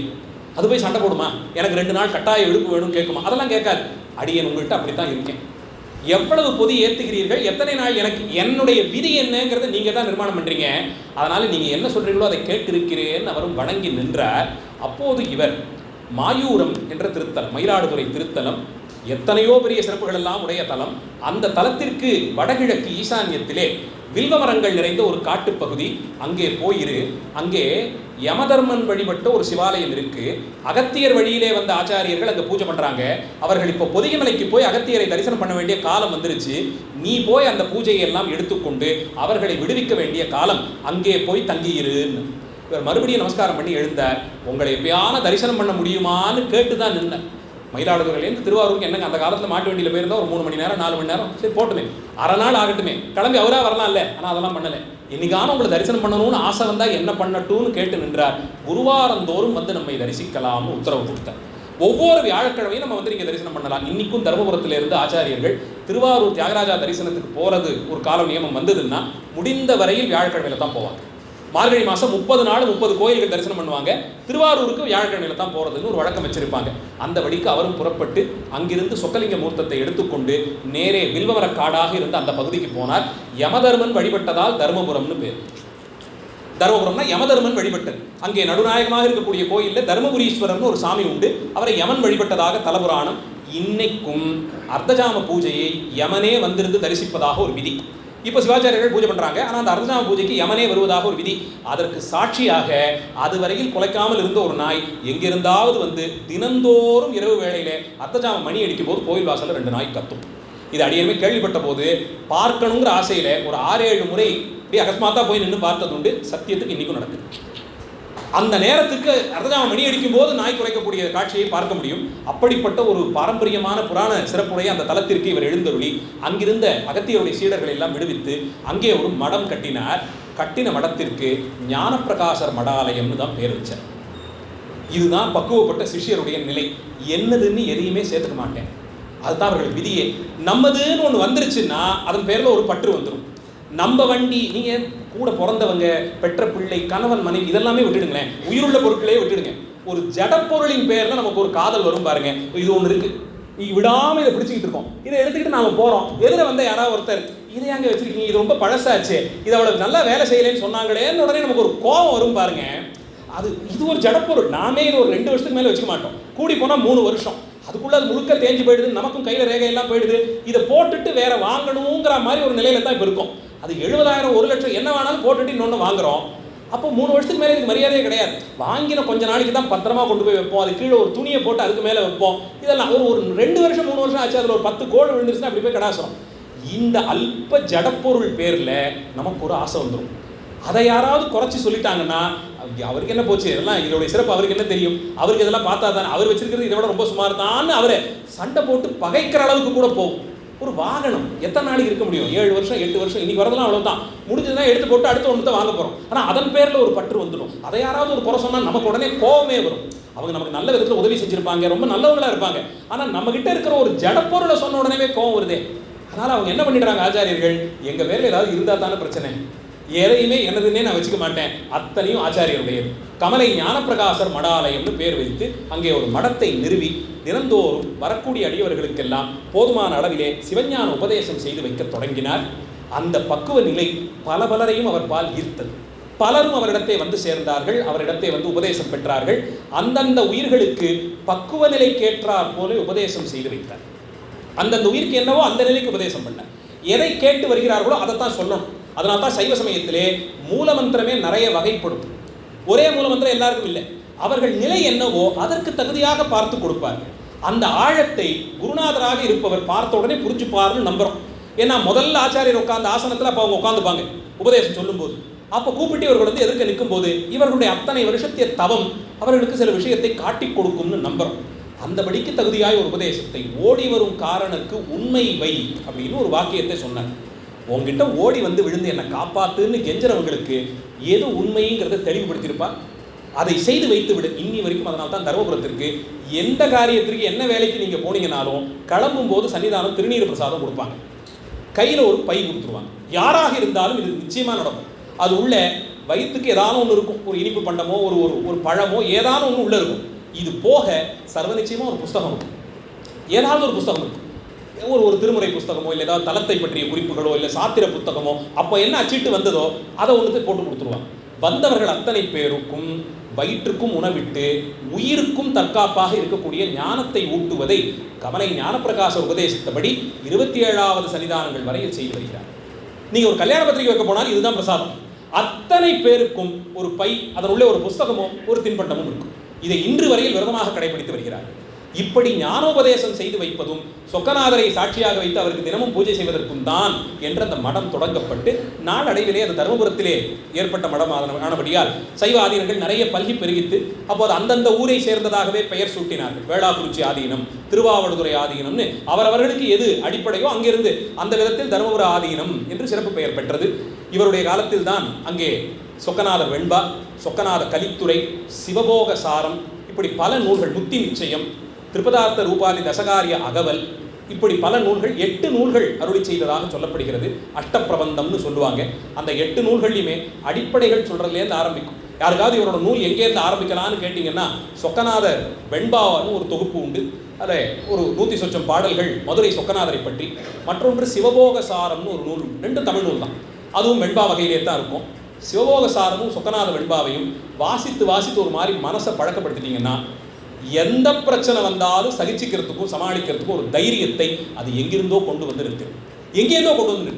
மனம் முழுவதும் நம்மால் ஆகக்கூடியது ஒன்றுமே இல்லை, சிவபெருமான் ஆட்டுவிக்கிறான், நான் ஆடுகிறேங்கிற எண்ணம் நிச்சயமாக வந்துடும். அடியனுக்கு சைவ சித்தாந்தம் பாடமாகலாம் படிக்கல. ஐயா சொன்ன மாதிரி கொரோனா காலத்தில் சைவ சமயத்தை நாடி வந்தது. குருமகா சன்னிதானனுடைய அருளாலே அவர்கள் சொல்லி வைத்த உபதேசங்கள் மூலமாக தான் இப்போ சென்னை தர்மபுர ஆதீன நிலையத்தில் சைவ சித்தாந்த ஆசிரியராக இருக்கேன். அங்கே பாடமெல்லாம் சொல்லிகிட்டு இருக்கோம். முன்னம் என்கிட்டயே நான் பார்த்த அடிப்படை மாற்றம், சித்தாந்தம் வாசிக்க ஆரம்பித்து சிவபூஜை பண்ண ஆரம்பித்து ஏற்பட்ட மாற்றம். வண்டி ஓட்டிகிட்டு போகும்போது, என் வண்டியை நானே தான் ஓட்டுவேன், நான் இருக்கிற வண்டியை ஓட்டிகிட்டு போகும்போது எப்போ எந்த கால அவசரத்தில் யார் வந்து இடித்தாலும் அதை தாங்கிக் கொள்ளக்கூடிய ஒரு பெரிய பொறுமை எனக்கு வந்தது. முன்னம் நான் அதை தான் உள்ளபடியே சொல்கிறேன், விளையாட்டுக்காக இல்லை, நிஜமாகவே அடியேன் உணர்ந்த முதல் மாற்றம் என்னிடத்தே இதுதான். முதல் மாற்றம் இதுதான். ஏன்னா அது அந்த பொருளின் பேரில் அப்படி ஒரு பற்று இருந்தது. எங்கேயாவது ஓரமாக அடுத்த ஒரு அரை மணி நேரம் இறங்கி கத்தி தீர்த்து எனக்கு பின்னாடி நிற்கிற ஒரு 200 வண்டி நிற்கிற மாதிரி பண்ணிட்டு இருந்ததெல்லாம் ஒரு காலம் உண்டு. நினச்சி பார்த்தோம்னா நீங்கள் எவ்வளவு கத்தி கூப்பாடு போட்டாலும் அவன் கடைசியில் கொடுக்கறது தான் கொடுப்பான். இது ஒன்றும் கொலை வழக்கு கிடையாது, யாரையும் கொண்டு போய் தூக்கிலெல்லாம் போட மாட்டாங்க. என்ன ஆனாலும் அந்த நிகர லாபம் என்னன்னு யோசிச்சு பார்த்தா ஒரு 20 நிமிஷம் இன்னைக்கு கத்தி தீர்த்திருப்பேன். அடுத்த ஒரு 2 நாளைக்கு இது எனக்குள்ள படுத்திக்கிட்டே இருக்கும். வீட்டில் இருக்கவங்க கிட்ட சாதாரணமாக இருக்கிற மாதிரி ஒரு அன்போட கூட என்னால் இருக்க முடியாது. என் பிள்ளை ஓடி வந்தானா கூட அந்த கடுப்பு ஒன்று உள்ளுக்குள்ள ஓடிக்கிட்டே இருக்கும். எல்லாத்துக்கும் என்ன கடைசியிலன்னு பார்த்தா நான் தான் கொண்டு போய் அதையும் சரி பண்ணணும். ஏன் தான் பணத்தை போட்டு அதை எப்படியும் சரி பண்ண போகிறேன். வந்துட்டு எவ்வளோ சண்டை போட்டாலும் 2000 கொடுப்பான், 5000 கொடுப்பான், செலவு 40,000 ரூபா இருக்கும். இப்போ யோசிச்சு பார்த்தா அன்னைக்கு அது ஆகணும்னு இருந்தது, ஆயிடுச்சு, அவ்வளவுதான். இந்த செலவுக்கு தான் பெருமான் அந்த காசை நமக்கு கொடுத்தாரு போல் இருக்கு, அதுக்கு தான் இது நடந்தது. இந்த பக்குவத்தை ஏற்படுத்தி கொடுத்தது சைவ சித்தாந்தம். முன்னம் அடியேன் என்னிடத்தை பார்த்த மாற்றம். அடியேனுக்கே ஒரு மந்த புத்தியோடு இருக்கிற எனக்கு இது நடக்குதுன்னா நிச்சயமாக வாசிப்பு தெளிவோடு இருக்கக்கூடியவர்களுக்கு சைவ சித்தாந்த நெறி அடுத்தடுத்த படிப்பக்குவ நிலைக்கு உங்களை ரொம்ப சீக்கிரமாகவே கொண்டு போயிடும். இப்படி அவர் செய்தருடைய ஒரு 8 நூல்கள், அது வந்தவர்களுக்கெல்லாம் பக்குவத்தை உபதேசம் பண்ணி வைத்தார். அவருடைய சீடர்கள் கூட்டத்திற்குள்ளேயே ஆனந்த பரவசர் என்ற ஒரு ஆச்சாரியர் இருந்தார். 27 குருமகா சன்னிதானங்களுக்கு வாழ்க்கை வரலாறு உண்டு. ஆனந்த பரவசருக்கு வாழ்க்கை வரலாறு கூட கிடையாது. கமலை ஞானப்பிரகாசரிடத்தே இவர் எப்படி பக்தியோடு இருந்தாரோ அதை விடவுமே ஒரு படி கூடனே சொல்லலாம். ஆச்சாரியர்கள் கூட நாம் பேதம் பார்ப்பதில்லை, ஒரு பேச்சுக்கு சொல்றேன். இவருக்கு என்னன்னா, ஆனந்த பரவசருடைய பூர்வீகம் என்னன்னு யாருக்கும் தெரியாது, அவருடைய இயல்பெயர் என்ன தெரியாது, பெற்றோர் யாரு தெரியாது, எந்த ஊர்ல இருந்து அவர் வந்தா எதுவுமே தெரியாது. வாழ்க்கைக்காக ஏதாவது வரலாறு உண்டா, இங்க வந்து சேர்ந்ததுக்கு அப்புறமாவது வரலாறு உண்டா, ஒண்ணுமே கிடையாது. அவர் வரலாறு 2 வரியில முடிச்சிருவாங்க. குருஞான சம்பந்தர் பரிபூர்ணம் கூடினார், சமாதி அடைஞ்சிட்டார், எல்லாருக்கும் உபதேசம் பண்ணி வச்சுட்டார், நூல்கள் எல்லாம் அருளி செய்தார், சொக்கநாதர் எப்படி பூஜை பண்ணணுங்கிற மரபை எல்லாம் ஏற்படுத்தி கொடுத்தார், எல்லாம் முடிஞ்சு பரிபூர்ணம் கூடிட்டார். அடுத்த 2 வரியில அடுத்த குருமகா சன்னிதானத்துடைய வரலாறையும் முடிச்சுவாங்க. என்ன ஆச்சுன்னா, ஆச்சாரியர் சமாதி கூடிவிட்டார், இவர் நேரா அந்த சமாதிக்கு மேற்கு பக்கத்துல போய் உட்கார்ந்துக்கிட்டார், யோகத்திலே கண்ணை மூடிக்கிட்டார். எதிர்க்கு ஆச்சாரியருடைய சமாதி கோயிலுடைய விமானம், அதை பார்த்து கொண்டே இருந்தார். கொஞ்ச நேரத்தில் அவரும் பரிபூர்ணம் கூடிட்டார். குருஞான சம்பந்தரை அடைந்த அந்த ஆச்சாரியருக்கு வாழ்க்கை வரலாறு கூட இல்லை. உள்ளபடியே நினைச்சு பார்த்தா இதுதான் துறவு. நம்ம போனதுக்கு அப்புறம் யாராவது நம்மளை எடுத்து வச்சுக்கிட்டு இவர் இப்படி தெரியுமா அப்படி தெரியுமா, அதுல என்ன இருக்கு, அந்த பெருமை கூட கிடையாது. அது கூட ஒரு சுமைத்தான் போல இருக்கு. வரலாறு கூட வேண்டாம்னு துறந்த உயர்ந்த பரிபக்குவ நிலையிலே அவருடைய சீடர். இப்ப அடுத்து யார் குருநாதர் வரணுமே, இவர் யாரையும் தேர்ந்தெடுக்காமலேயே இவர் பரிபூர்ணம் கூடிட்டார். அப்ப அங்க இருந்தவங்களுக்கெல்லாம் ஒரே குழப்பம், அடுத்து யார் ஆச்சாரியர், யாரை கொண்டு வந்து நிறுத்துவதுன்னே தெரியல. கமலை ஞானப்பிரகாசர் வழியிலே வந்த மடம், அதனால நேராக குருஞான சம்பந்தருடைய சமாதி கோயிலுக்கு போனாங்க, வணங்கி வழிபட்டார்கள். ஐயா, உங்களுக்கு அடுத்து நீங்கள் நியமித்தவர், உங்கள் சமாதியை தரிசனம் பண்ணிக்கிட்டே அவரும் பரிபூர்ணம் கூடிட்டார், 3வது ஆச்சாரியர் யாருன்னு சொல்லலை, என்ன பண்றதுன்னு தெரியலேன்னு வணங்கி துதித்து நின்ற போது அந்த சமாதி கோயிலிலிருந்து வெளிப்பட்டு வந்தார், மறுபடியும் வெளிப்பட்டு வந்தார். அதனால தான் இன்னைக்கும் தருமபுரத்தில் இருக்கக்கூடிய அந்த தருமபுரீஸ்வரர் சமாதி கோவில் அத்தனை பிரசித்தியானது. சாமான்யமாக அதுக்குள்ளே போயிட முடியாது. நீங்கள் 100 முறை முயற்சி பண்ணீங்கன்னா ஒரு வாட்டி போகலாம், அதோட சுலபம் இல்லை. அத்தனை விரதத்தோடு இருந்து தான் அங்கே அணுகவே முடியும். அந்த சமாதி கோயிலில் வெளிப்பட்டு வந்து இவர் தான் அடுத்தவர்னு தேர்ந்தெடுத்து காட்டி கொடுத்தார். இப்படிப்பட்ட ஒரு சிறப்பு அந்த சமாதி கோயிலுக்கே உண்டு. ஒரு 2 நிமிஷம் அடுத்து ஒரே ஒரு வரலாறு மட்டும் சொல்லிட்டு நிறைவு பண்ணிடுறேன். ஏன்னா தஞ்சை தரணியோடு ஒரு தொடர்பு தர்மபுரத்தில் அந்த சமாதி கோயிலுக்கே உண்டு. தஞ்சை மராட்டிய மன்னருடைய ஆட்சி காலம் 18ஆம் நூற்றாண்டு வாக்கிலிருந்து தொடர்ந்து மராட்டிய மன்னருடைய ஆட்சி காலம். 2ஆம் சரபோஜியாக இருக்கலாம்னு சொல்றாங்க. ஏன்னா அவர் காலத்தில் தான் நிறைய வரலாற்று சிறப்புகள்லாம் தஞ்சை அடைந்தது, தஞ்சை சுற்றி இருக்கக்கூடிய இந்த பகுதிகள் எல்லாம் அடைந்தது. அந்த நிலையிலே அவர் ஒரு முறை திருக்கடையூர் திருத்தலத்திற்கு அமாவாசை தீர்த்தமாடுவதற்காக செல்கிறார். ஆடி தை அமாவாசை காலங்களிலே கடலாடுவது ஒரு பழைய வழக்கம். அதனால் அரசர் இங்கேருந்து புறப்பட்டு போறார். அப்போது காவேரி கரையில தான் அப்பெல்லாம் பிரயாணம் பண்ணுவாங்க. அப்படி காவேரி கரையிலேயே போகும்போது மாயவரத்தை அடுத்து கொஞ்சம் தூரத்திலே தருமபுரம் தலம், காவேரி கரை வரையே போய் அங்கே ஒரு இடத்திலே இரவு தங்கணும். அதனால அங்கே குடிலமைத்து தங்கி இருக்கிறார். மறுநாள் காலையில் யாத்திரை புறப்படணும், குடிலமைத்து தங்கி இருக்கிறார்கள். அரசர் அங்கே உட்கார்ந்துருக்கார், சுற்றி அவருடைய ஆலோசகர்கள்லாம் இருக்காங்க. அப்போ எங்கேயோ தூரத்தில் கோயில் மணியோசை சத்தம் கேட்டது.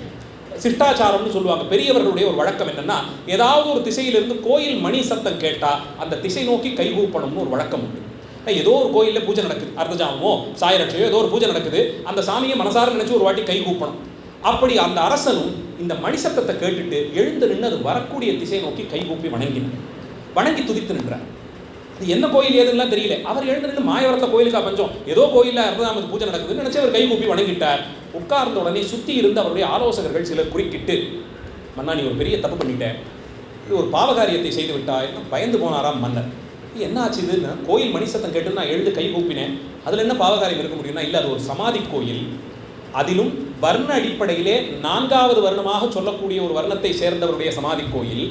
நீ அரசன், அரசன் அந்த வர்ணத்தை சேர்ந்தவர்களை கைகூப்பி வணங்குறது கொடும் பாவச் செயல், நீ அதை செய்து விட்டாய் அப்படின்னு சொல்லி அந்த அரசர் பேரிலே ஒரு குற்றத்தை சொன்னார்கள். அரசன் பயந்து போனான். நான் அரசர்கள் பேரிலே சுமத்தப்படும் பாவம் அந்த ஊரையும் நாட்டு மக்களை எல்லாம் போயதான் அழிக்கும்னு ஒரு நம்பிக்கை உண்டு. அந்த அரசன் பயந்து போனானாம், ஐயோ தெரியாமல் செய்த இந்த பாவம், வர்ணத்தால் 4வது வர்ணம், அவரை போய் நீ கும்பிடலாமான்னு சொல்லவும் பயந்து போனான். இப்போ இதுக்கு என்ன பிராயச்சித்தம்னு கேட்டோம். நான் குற்றம்னு வந்துட்டு அதுக்கு ஒரு மன்னிப்பு உண்டாச்சு. பிராயச்சித்தம் என்னன்னு கேட்டபோது, நாம் செய்த குற்றத்தை மற்றவர்கள் செய்யாமல் தடுத்தால் அதுவே பெரிய பிராயச்சித்தம். அதனால நீ என்ன பண்ற, நீ எழுந்து நின்று எந்த சமாதியை பார்த்து கும்பிட்டாயோ அந்த சமாதியை வேறு யாரும் கும்பிட முடியாதபடிக்கு அதை இடித்து நிறைவிடுன்னு சொல்லி இவர்கள் ஒரு சமயோஜனமா ஒரு யோசனை சொல்றாங்க. இது ஒரு யோசனைன்னு சொல்றாங்க. இதுதான் பிராயச்சித்தம்னா. அரசர் தானே என்ன கேட்க முடியும், 4 பேரை கூப்பிட்டு விட்டார், பா எந்த திசையிலேருந்து வந்ததோ அங்கே போ, அங்கே ஏதோ ஒரு சமாதி கோயில் இருக்கான், அதை முழுக்க இடிச்சிட்டு வந்துருங்கன்னு சொல்லி அனுப்பி வச்சுட்டார். 7வது குருமகா சன்னிதானருடைய காலம், அவருடைய அருளாட்சி காலம் இது. அப்போது படை வீரர்கள் வந்துட்டாங்க, சமாதி கோயிலை இடிப்பதற்காக வந்திருக்கிறார்கள். குருஞான சம்பந்தருடைய சமாதி கோயில், அதிலிருந்து அவர் வெளிப்பட்டு வந்த ஒரு சிறப்பு வேற இருக்கக்கூடிய தலம், அதை இடிப்பதற்கு அவர்கள் வந்தார்கள். திருக்கூட்டத்து அடியார்கள்னு சொல்லுவோம். அதாவது குருமகா சன்னிதானங்கள் ஆச்சாரியர் ஆதிநகர்த்தர், அவரிடத்தே சன்னியாசம் வாங்கி கொண்டு சீடர்களாக சிலர் இருப்பார்கள். அவர்களுக்கு தம்பிரான் சுவாமிகள்னு சொல்லுவோம், திருக்கூட்டத்து அடியார்கள்னு சொல்லுவாங்க. திருக்கூட்டத்து அடியார்கள்லாம் பதறினார்களாம். ஐயோ, இது ஆச்சாரியருடைய சமாதி கோயில், இதை போய் அரசரோட ஆணைன்னு சொல்கிறாங்களே, அரசர் ஆணைனா நம்ம எதுவும் எதிர்த்து கூட நிற்க முடியாது, என்ன பண்ணுறதுன்னு தெரியாமல் நேரே உள்ளே ஓடி போய் ஆச்சாரியர்கிட்ட சொல்கிறாங்க. அவர் எப்போதும் ஞான அனுபூதியிலே கூடியிருப்பார், அவர்களுக்கு இதெல்லாம் பற்றி எதுவும் வேதமே இல்லை, அவர்களுடைய ஞானத்தில் உட்கார்ந்திருக்கார். இவர் அங்கிருந்து ஓடி வந்தார். ஓடி வந்தவர்கள் நமஸ்காரம் பண்ணி எழுந்து நின்று பதட்டத்தோடு இந்த மாதிரி ஆகிவிட்டதாம், அரசன் சமாதி கோயிலை, குருஞான சம்பந்தருடைய சமாதி கோயிலை இடிக்க சொல்லி உத்தரவு சொல்லிட்டாராம். அங்கிருந்து அவர்கள் எல்லாம் வந்து கோயிலை இடிக்க வந்து விட்டார்களாம். என்ன செய்வதுன்னு ஆச்சாரியர் திருவுள்ளம் பற்றணும்னு சொல்லி வேண்டி கேட்கிறார்கள். நாம இருந்தால் பதறி போயிருப்போம், உடனே ஓடி போயிருப்போம், தடுத்து நிறுத்திருப்போம், என்னென்னமோலாம் செஞ்சிருப்போம் இல்லையா. ஆச்சாரியராச்சே பரிபக்குவம் அங்கே அப்படி உட்கார்ந்துருந்தார். நாம் ஓடி போகிறது என்ன நினைப்புன்னா, நான் தான் காப்பாற்றுறேங்கிற எண்ணம் இருக்கிறதுனால நாம் ஓடி போய் ஒன்று தடுக்கிறோம். இவர்களுடைய பரிபக்குவ நிலை, குருஞான சம்பந்தரே ஒரு பாட்டு பாடியிருக்கார், இந்த காட்சிக்கு பொருத்தமாகவே ஒரு பாட்டை பாடிட்டு போயிருக்கார். ஈசன் பலகீனன் என்ற கால் ஆலயத்தில் மோசம் வந்தது என்று மொழியலாம். ஈசனே ஆக்குவதும் ஆக்கி அழிப்பதும் தானானால் நோக்குவது என்னாம் பிறரை நொந்துன்னு ஒரு பாட்டு, சிவபோகசாரத்திலே வரக்கூடிய பாடம். ஏன்பா நம்ம போய் தடுத்து நிப்பாட்டணும்னு சொல்றியே, சுவாமி கோயிலை நாம் போய் தடுத்து நிப்பாட்ட முடியுமா? சுவாமி என்ன பலகீனரா? ஈசன் பலகீனன் என்ற கால் ஆலயத்தில் மோசம் வந்தது என்று மொழியலாம். சிவபெருமானுக்கு பலம் இல்லைன்னா கோயில்லாம் ஏதோ கெட்டு போயிடுச்சுன்னு சொல்லலாம். ஆனால் ஒரு கோயில் என்ன, உலகத்தையே ஆக்குவதும் ஆக்கி அழிப்பதும் எல்லாம் சுவாமி தானே செய்கிறாரு. அப்போ அவர் பார்த்துக்கிட்டோம், நாம் பதட்டப்படக்கூடாதுன்னு உட்கார்ந்தேன். இது நமக்கு இது புரிஞ்சுக்கிறது ரொம்ப கஷ்டம். இதை சொன்னோம்னா இது அறிவுடையோர் செய்யலான்னு நம்ம கேட்க ஆரம்பிச்சிடுவோம். இது சரியாக வரலையே, ஒரு ஆபத்துனா உடனே அதுக்கு நாம் அதை அடித்து நிற்கணும் இல்லை. அது என்ன, அந்த உடம்பையும் உடம்பு பலத்தையும் நம்பி இருக்க நமக்கு அப்படி தோணும். அவர்கள் உள்ளே இருக்கக்கூடிய ஆன்ம பலத்தை நம்பி இருக்கிறார்கள். அவர்களை கொண்டு போய் நீங்கள் சிதையில் ஏற்றி நெருப்பிட்டாலும் அப்படியே அமர்ந்திருப்பார்கள். அப்பர் சுவாமிகள் எப்படி சுண்ணாம்பு கால்வாயில் இருந்தாரோ அது போல, அப்பர் சுவாமிகளை எப்படி கடலிலே கல்லோடு கட்டி போட்ட போது மிதந்தாரோ அது போல அந்த திட சித்தம் அவர் அப்படியே இருந்தார்கள். நான் போய் அதை தடுத்து நிப்பாட்டினேன்னா சுவாமியை விட எனக்கு பலம்னு நான் நினச்சிக்கிட்டதாகுமே. அப்படி இல்லையே, இறைவனுக்கு அடிமைத்தானே, நான் அப்படியே இருந்தாராம். சுவாமி இப்போ பார்த்துக்கணும், இவர்கிட்ட இப்போ பொறுப்பு இல்லை, பொறுப்பு சுவாமியினுடையது. சுவாமியே சும்மா இருக்க போறார். ஆச்சாரியருடைய சமாதி கோயிலாச்சே. புறப்பட்டு வந்து இடித்த வீரர்களுக்கு முன்பாக அந்த கடபாரை பட்ட இடத்துல எல்லாம் ரத்தம் பீரிட்டு வரும்படியாக செய்தார். இடித்தவர்கள் எல்லாம் மூர்ச்சையாகி கீழே விழுந்தார்கள். அரசனுடைய கண் பார்வை போனதுன்னு சொல்லப்படுகிறது. அந்த அரசன் தங்கியிருந்த ஊர் தான் இன்னைக்கும் தருமபுரத்தை அடுத்து மன்னன் பந்தல்னு ஒரு இடம் உண்டு. மன்னன் பந்தலிட்டு தங்கியிருந்த இடம், அதனால் மன்னன் பந்தல்னு சொல்லுவாங்க. பதறி போய் அரசன் ஓடி வந்து ஆச்சாரியர் காலிலே விழுந்தான். விழுந்து அழுது மன்னிப்பு கேட்டு அந்த இடத்திலிருந்து தமக்கு ஒரு விடிவு பிறக்க வேண்டும் என்று வேண்டி கேட்டுக்கொண்டானாம். மன்னிப்பு கேட்க வந்த அளவிலேயே நீ செய்த குற்றத்தில் பாதி தீர்ந்ததுன்னு ஆச்சாரியர் அருள்வாக்கு கொடுத்து திருநீர் கொடுத்த போது ஒரு கண் பார்வை பெற்றானாம். அதன் பிறகு அந்த திருப்பணியை செய்து கொடுக்கிறேன்னு சொல்லிட்டு மறுபடியும் மீண்டு மூர்ச்சையாக விழுந்தவர்கள் பேரிலெல்லாம் திருநீர் தெளித்து அவர்கள் எல்லாம் எழுப்பிவிட்டார். இங்கிருந்து புறப்பட்டு போய் கடலாடி முடித்து திரும்பி வரும் வழியிலே தர்மபுரத்திற்கு வந்து ஆச்சாரியர் திருவடியிலே விழுந்து வணங்கி, சைவ சமயத்தினுடைய உயர்ந்த அந்த நிலை இருக்கே, வயசோ பிறந்த குலமோ இந்த வேதங்களுக்கெல்லாம் அப்பாற்பட்டு ஞானம் எங்கிருந்தாலும் அது வணங்கத்தக்கது. சிவமாய் இருக்கக்கூடிய அறிவுதான், அதைத்தான் வணங்கணுங்கிறதை காட்டி கொடுத்தபடியால் நாடாடும் அரசன் ஒரு சன்னியாசியினுடைய திருவடிகளிலே விழுந்து வணங்கி மன்னிப்பு கேட்டுக்கொண்டு அந்த நிலையில் அவர் திருநீற்று பிரசாதத்தின் சிறப்பினாலே மற்றொரு கண்பார்வையும் பெறப்பட்டு அந்த மன்னம்பந்தல் சுற்றி இருக்கக்கூடிய பல கிராமங்களையும் சேர்த்து தர்மபுர ஆதீனத்தினுடைய அர்த்தஜாம பூஜை கட்டளைக்கு என்று அந்த அரசன் செய்து கொடுத்து இன்று வரையிலும் அந்த நிலபுலன்கள் அந்த ஊர்கள் எல்லாம் தர்மபுர ஆதீனத்தினுடைய கட்டளையிலேயே இருந்து அர்த்தஜாம பூஜைக்குன்னே அதை வைத்துக்கொண்டு வழிபட்டு வருகிறார்கள். அப்படிப்பட்ட ஞான மரபில் தான் 500 சொச்சம் ஆண்டுகளாக தொடர்ந்து பல பல திருப்பணிகள், பல்வேறு ஆலயங்கள் இந்த மரபிலே தொடர்ந்து நடந்து வந்து அரசர்கள் அவர்கள் மானியங்கள் எல்லாம் முடிந்து போன போது அவ்வளவு பெரிய கோயில்களுக்கு கொடுக்கப்பட்ட நிலங்கள் இதையெல்லாம் யாரை நம்பி கொடுப்பது? யார்கிட்ட கொடுத்து அவர்களுக்குன்னு எடுத்துக்கிட்டாங்கன்னா இப்போ பார்த்தார்கள், குடும்பம்னு ஒன்று இல்லை, தங்களுக்குன்னு எதையும் சேகரிப்பதில்லை, ஆச்சாரியர்களாக இருப்பவர்களுக்கு கொடுப்போம்னு சொல்லி பல்வேறு திருக்கோயில்களுடைய நிர்வாக உரிமைகள்லாம் அப்படித்தான் கோயில்களுக்கு ஆச்சாரியர்களுடைய பீடங்களுக்கு வழங்கப்படுகிறது. அப்படி தர்மஸ்தாபனங்களாக இருக்கக்கூடிய அந்த அறநிலையங்களுக்கெல்லாம் தலைவர்களாக இருந்து 27 தேவஸ்தானங்கள், அதற்கு உட்பட்டதாக இருக்கக்கூடிய பல பல உபகோயில்கள், எண்ணிலடங்காத கிராம கோயில்கள், எத்தனையோ பள்ளிக்கூடங்கள், அதெல்லாம் 24வது குருமகா சன்னிதானம் காலத்திற்கு அப்புறமா மருத்துவமனை, பள்ளிக்கூடம் இதெல்லாம் அவசியம்னு தெரிந்து மனிதர்கள் சமயத்திற்கு நோக்கி வரணும்னா இந்த உலகத்திற்கான தேவைகள் ஓரளவுக்கு பூர்த்தியாக இருந்தால் தான் வருவாங்க. அப்படித்தான் காலம் ஆகிவிட்டது. அடுத்த வேளை சாப்பாட்டுக்கே இல்லாமல் பசித்திருக்கிற ஒருத்தங்கிட்ட போயிட்டு ஆன்மா வேற சரீரம் வேற இறைவன் தான் எல்லாத்துக்கும்னு சொன்னால், அதனால தான் வள்ளலார் பார்த்தார், நம்ம அதெல்லாத்தையும் வேற யாராவது பண்ணட்டும், நாம பசித்தவருக்கு உணவிடுவோம்னு ஆரம்பிச்சுட்டார். இதுவே உயர்ந்த தர்மம்னு அது போறோம்னு ஆரம்பித்தார். அந்த அந்த அந்த படிக்கே உலகியல் சார்ந்து வேண்டிய விஷயங்களையும் தருவதற்கென்றே பள்ளிகள், கல்லூரிகள், தமிழாய்வதற்கு கல்லூரிகள், தமிழுக்கென்றே பெரிய கலாசாலைகள், கோயில்கள் எல்லாம் நிர்வாகத்தில் இருந்தபடியால் ஆகம பாடசாலைகள், ஓதுவாமூர்த்திகள்லாம் வேணுமே, தேவார பாடசாலைகள், மகட்பேறு மருத்துவமனைகள், அடிப்படை வசதிகளோடு கூடிய மருத்துவமனைகள், அந்த பகுதியிலே முதல் தபால் நிலையம். இந்த பிரதேசத்தில் எது முதல்ல வந்தாலும் தருமபுரத்தையும் பெற்றுக்கொள்வார். மிக சமீபத்திலே அது மாவட்டமாக மயிலாடுதுறை அறிவிக்கப்பட்ட போது மாவட்டம் என்று ஒன்று வர வேண்டும் என்றால் அங்கே அந்த ஒருங்கிணைந்த பெரிய வளாகம் வேண்டும், ஆட்சி வளாகம் என்று ஒன்று வேண்டும். அதில் நீதிமன்றம், மாவட்ட ஆட்சியருக்கான இடம், மற்ற காவல்துறைக்கான இடம், இதெல்லாம் சேர்த்து வேணும். அது ஒரு வளாகமாக கட்டுவதை தமிழகத்திலே ஒரு மரபு போல கொண்டு வந்திருக்கோம். ரொம்ப சிறப்பான ஒரு யோசனை. அதற்கு வேண்டி கேட்கப்பட்ட அத்தனை பெரிய நிலம் அது தருமபுர ஆதீனத்திலிருந்து தான் அரசாங்கத்திற்கு கையளிக்கப்பட்டது. இப்படி பல்வேறு சிறப்புகளை இன்று வரையிலுமாய் தொடர்ந்து செய்து வந்து சைவம், சமயம், சமுதாய சேவை மூன்றையும் வேதங்கள் எதுவும் பாராது வந்தவர்களுக்கெல்லாம் அவரவர் தகுதிக்கு ஞானோபதேசம் செய்து வைத்துக் கொண்டு இருந்து வருகிறார்கள். அதிலே இப்போது 27வது குருமகா சன்னிதானங்கள் காற்றில் கடியனாய் ஒரு இடத்திற்கும் போய் வந்து கொண்டிருக்கிறார்கள். சுவாமிகளுக்கு யாரான விழாவுக்கு கூப்பிட்டார்கள் என்றால் உடனடியாக போகணும்னு எப்படியாவது அதை அந்த நாள்காட்டியில் கொண்டு வந்து சேர்த்துருவாங்க. எங்கே அழைத்தாலும் சென்று அங்கே ஞானோபதேசம் செய்து அடியார்களை திருத்தி நல்வழிப்படுத்துவது என்பது குருமகா சன்னிதானங்கள் கொண்டிருந்த ஒரு உயர்ந்த கொள்கை. அதை ஒரு விரதம் போலே கடைபிடித்து 60 பிராயம், இன்னும் சில நாட்கள் வந்தால் 60 திருநக்ஷத்திரங்கள் குருமகா சன்னிதானங்களுக்கு பூர்த்தியாக இருக்கிறது. 1ஆம் தேதியிலிருந்து 11ஆம் தேதி வரையில் மிக பிரம்மாண்டமான முறையிலே மணி விழா சிறப்பாக ஏற்பாடு செய்யப்பட்டு தருமபுரத்திலே நடைபெற இருக்கிறது. நவம்பர் மாதம் 1லிருந்து 11ஆம் தேதி வரையில். அத்தனை பணிகளுக்கும் நடுவே இதை ஆட்சிக்கு வந்ததே 2019 டிசம்பர் மாதம் வந்து பெரிய அளவில் எல்லாம் செய்யணும்னு நினைத்து கொண்டே இருக்கும்போது கொரோனா ஊரடங்கில் உலகமே அடங்கி கிடந்த காலம். அந்த காலகட்டத்தில் என்ன செய்ய முடியும்னு பார்த்து இணைய வழியிலே பாடசாலைகள் அதெல்லாம் முதல்ல எல்லாத்தையும் ஆரம்பித்து அதன் பிறகு தமிழகத்திலே முதல் கும்பாபிஷேகம் தருமபுர ஆதீனத்தில் தான் செய்யவே பட்டது. வைத்தீஸ்வரன் கோயில் கும்பாபிஷேகம், சன்னிதானங்கள் மற்ற கோயில் கூட நிற்கட்டும், இந்த மாதிரி ஒரு இக்கட்டான சூழ்நிலையிலே மருத்துவராக இருக்கக்கூடிய இறைவன் வைத்தீஸ்வரன் அந்த சுவாமி அவருக்கு கும்பாபிஷேகத்தை தடையில்லாமல் செய்யணும்னு ரொம்ப முயற்சி பண்ணினாங்க. அது கொரோனா காலம். வைத்தீஸ்வரனுக்கு பெரிய அடியார்கள் கூட்டம் எல்லாம் உண்டு. பல ஆயிரம் குடும்பங்களுக்கு அவர் குலதெய்வம். கும்பாபிஷேகம்னா எல்லாரும் வந்துருவாங்க. அத்தனை பேரெல்லாம் கூடவே முடியாத ஒரு இக்கட்டான சூழ்நிலை. அதுவும் அந்த கோயிலுக்கு உத்தமபட்சமாக யாகசாலை, 90 ஹோமகுண்டங்கள், 120 ஹோமகுண்டங்கள்னு பெருசாக நடக்கக்கூடிய கோயில். அது அந்த அற்புதம் நடந்தபோது அடியன் கூடவே இருந்த அந்த காலத்தில் இந்த கும்பாபிஷேகம் நிறுத்தப்பட்டு நாள் தள்ளி வைக்கணும்னு சொல்லி வழக்குக்கெல்லாம் போச்சு. அன்று காலை வழக்கு விசாரணைக்கு வருது. அப்போ தேர்தல்னால அரசும் இல்லை, அரசு அமையலை.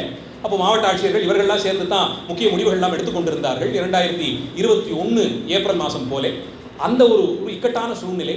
மக்கள் பிரதிநிதிகள் இருந்தால் கூட போய் பேசி ஏதோ சில விஷயங்களை சாதித்துக் கொள்ளலாம். ஆனால் அதுக்கும் இடமில்லாத இருந்த ஒரு காலச்சூழலில் உள்ளபடியே முத்துக்குமார சுவாமியினுடைய அற்புதமாகத்தான் அதை எப்போதும் நினைப்பேன்.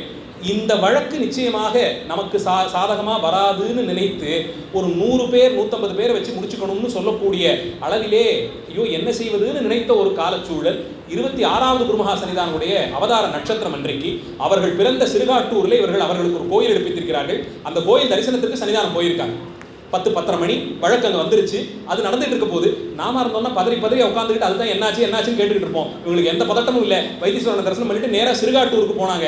அங்கே போய் இறங்கி காலில் அந்த பூமியில வச்ச நிமிஷம் வழக்கு நமக்கு சாதகமாக வந்துருச்சு. நாம கேட்டதை விடவே 2 மடங்கு கூட அடியார்கள் கலந்து கொள்ளலாம்னு உத்தரவாயிருக்குன்னு இப்போது வரைக்கும் எப்படி தமிழக சென்னை நீதிமன்றம் இதை எப்படி இந்த தீர்ப்பு கொடுத்தாங்கன்னு இப்போ வரைக்கும் தெரியும். அற்புதம்னா சத்தியத்துக்கு அற்புதம். பயந்து இருந்த நிலைக்கு உத்தமபட்சமாக யாகசாலை பிரம்மாண்டமாக நடந்தது. வைத்தியநாத பெருமானுடைய கிருபை. அடுத்த சில மாதங்களிலே எல்லா நிலையும் கொஞ்சமாக சீரமைந்து மிகச்சிறப்பான முறையிலே அவ்வளவு பெரிய ஒரு சிரமத்தை உலகமே கடந்து வந்து அதை தொடர்ந்து ஒவ்வொரு முகூர்த்தத்திலும் ஒரு கும்பாபிஷேகம்னு 5 வருடத்திற்குள்ளாக 27 தேவஸ்தானங்களுக்கு பிரம்மாண்டமான கும்பாபிஷேகம். அது தாண்டி ஒரு 200 கும்பாபிஷேகங்களுக்கு மேலே சிறிய கோயில்களுக்கு உபகோயில்களுக்கு எல்லாம் செய்து முடித்து மணிவிழா அளவிலே வந்து அதை நிறுத்தியிருக்கிறார்கள். கொண்டிருந்த சங்கல்பம் மணிவிழாக்குள்ள அத்தனை முடிச்சிருக்கணும்னு நினைச்சாங்க. 27வது குருமணிகள், அதனால் 27 கல்வி நிலையங்கள் பெற்றிருக்கப்பட வேண்டும். எங்கேயாவது யாராவது கல்வி நிலையத்தை எடுத்து நடத்த முடியலன்னு சொன்னாங்கன்னா தனியாரோ இல்லை அரசு உதவி பெறக்கூடிய கல்வி நிலையமோ உடனடியாக அதை பெற்று தருமபுரம் அதற்கு போதுமான நிதி உதவியை கொடுத்து குருஞான சம்பந்தர் பேரிலே அதையும் ஒரு மிஷனரி பள்ளியாக சேர்த்து நடத்துவதுங்கிறதை ஒரு திட்டமாக கொண்டார்கள். பல ஊர்களிலையும் தொடங்கப்பட்டு பல இடங்களிலும் இருந்த சொத்துக்கள் எல்லாம் மறந்து போயே எங்க இருக்குன்னே தெரியாமல் இருந்த பகுதிகள் எல்லாம் போய் மீட்டெடுத்து கொண்டு வந்து சேர்த்துன்னு மிக பிரம்மாண்டமான முறையிலே படத்தை கொண்டு வந்து நிறுத்தியிருக்கிறார்கள். 500 ஆண்டு காலம் குருஞான சம்பந்த பரமாச்சாரியார் என்று ஸ்ரீவில்லிபுத்தூரிலிருந்து புறப்பட்ட அந்த ஒரு ஆச்சாரியர் ஏற்றி வைத்த தீபம் இன்று வரையில் ஒளிரும்படியாக திருக்கையிலாய பரம்பரையாய் நேரடியே சிவபெருமானிடத்தை இருந்து தொடங்கி இன்று வரையில் வந்து சேர்ந்திருக்கிறது. தருமபுரத்திற்கு சென்று தரிசிக்காதவர் யாராவது இருந்தீங்கன்னா ஆனந்த பரவசருடைய சமாதி கோயில் ரொம்ப பிரசித்தமானது. குறிப்பாக பிள்ளை பேர் கேட்டு இருக்கக்கூடியவர்கள் அடியேனுக்கு தெரிந்த அளவிலே சொல்லி ஒரு 20-30 தம்பதிகள் அங்கே போய் வழிபட்டு பிள்ளை பேர் வாய்க்க பெற்றிருக்கிறார்கள். உங்களுக்கும் தெரிந்தவர்களுக்கு சொல்லுங்கள். ஆதீன மடவளாகத்திற்குள் யார் வேண்டுமானாலும் வரலாம். சைவ சின்னங்கள் தரித்த அடியார்கள் யார் வேண்டுமானாலும் வரலாம். எந்த பேதமும் கிடையாது. சன்னிதானத்தை தரிசனம் செய்வதற்கு எந்த பேதமும் கிடையாது. யாராக இருந்தாலும், எச்சமயத்தவர், எந்த குலத்தவர் யாராக இருந்தாலும் உள்ளே வரலாம். அதனால் ஆதீனம்னா நாம போலாமாங்கிற எண்ணத்தோடு யாருமே நிற்க வேண்டாம்.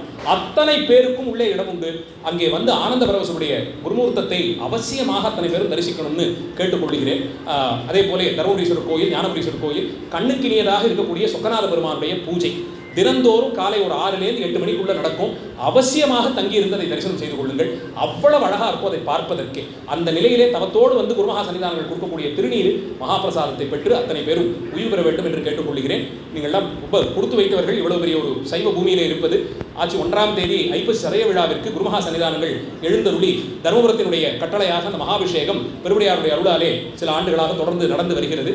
அந்த நிலையெல்லாம் மேல்மேலும் உயர்ந்து தமிழும் சைவமும் தழைத்தினிது ஓங்கி அதன் மூலமாக உலகிலே உயிர்கள் எல்லாம் இன்புற்று மனிதர்கள் அடையக்கூடிய துன்ப நிலைகள் எல்லாம் மாறி எல்லா இடத்திலும் என்றும் இன்பம் தழைக்க இருக்க வேண்டும் என்பதையே அடியேன் அன்றாடம் வணங்கி துதிக்கும் ஆரூர் தியாகராஜ பெருமான் திருவடிகளிலே பொதுவான வேண்டுதலாக வைத்து நிறைவு செய்கிறேன். மூர்த்தி எல்லாம் வாழி, எங்கள் மோன உருவாழி, அருள் வார்த்தை என்றும் வாழி, அன்பர் வாழி பராபரமே. எல்லாம் ஸ்ரீ தியாகராஜ சபை, ஸ்ரீ தியாகராஜ மகாராஜோகே ஆரூரா ராஜேஷ். நன்றி, வணக்கம்.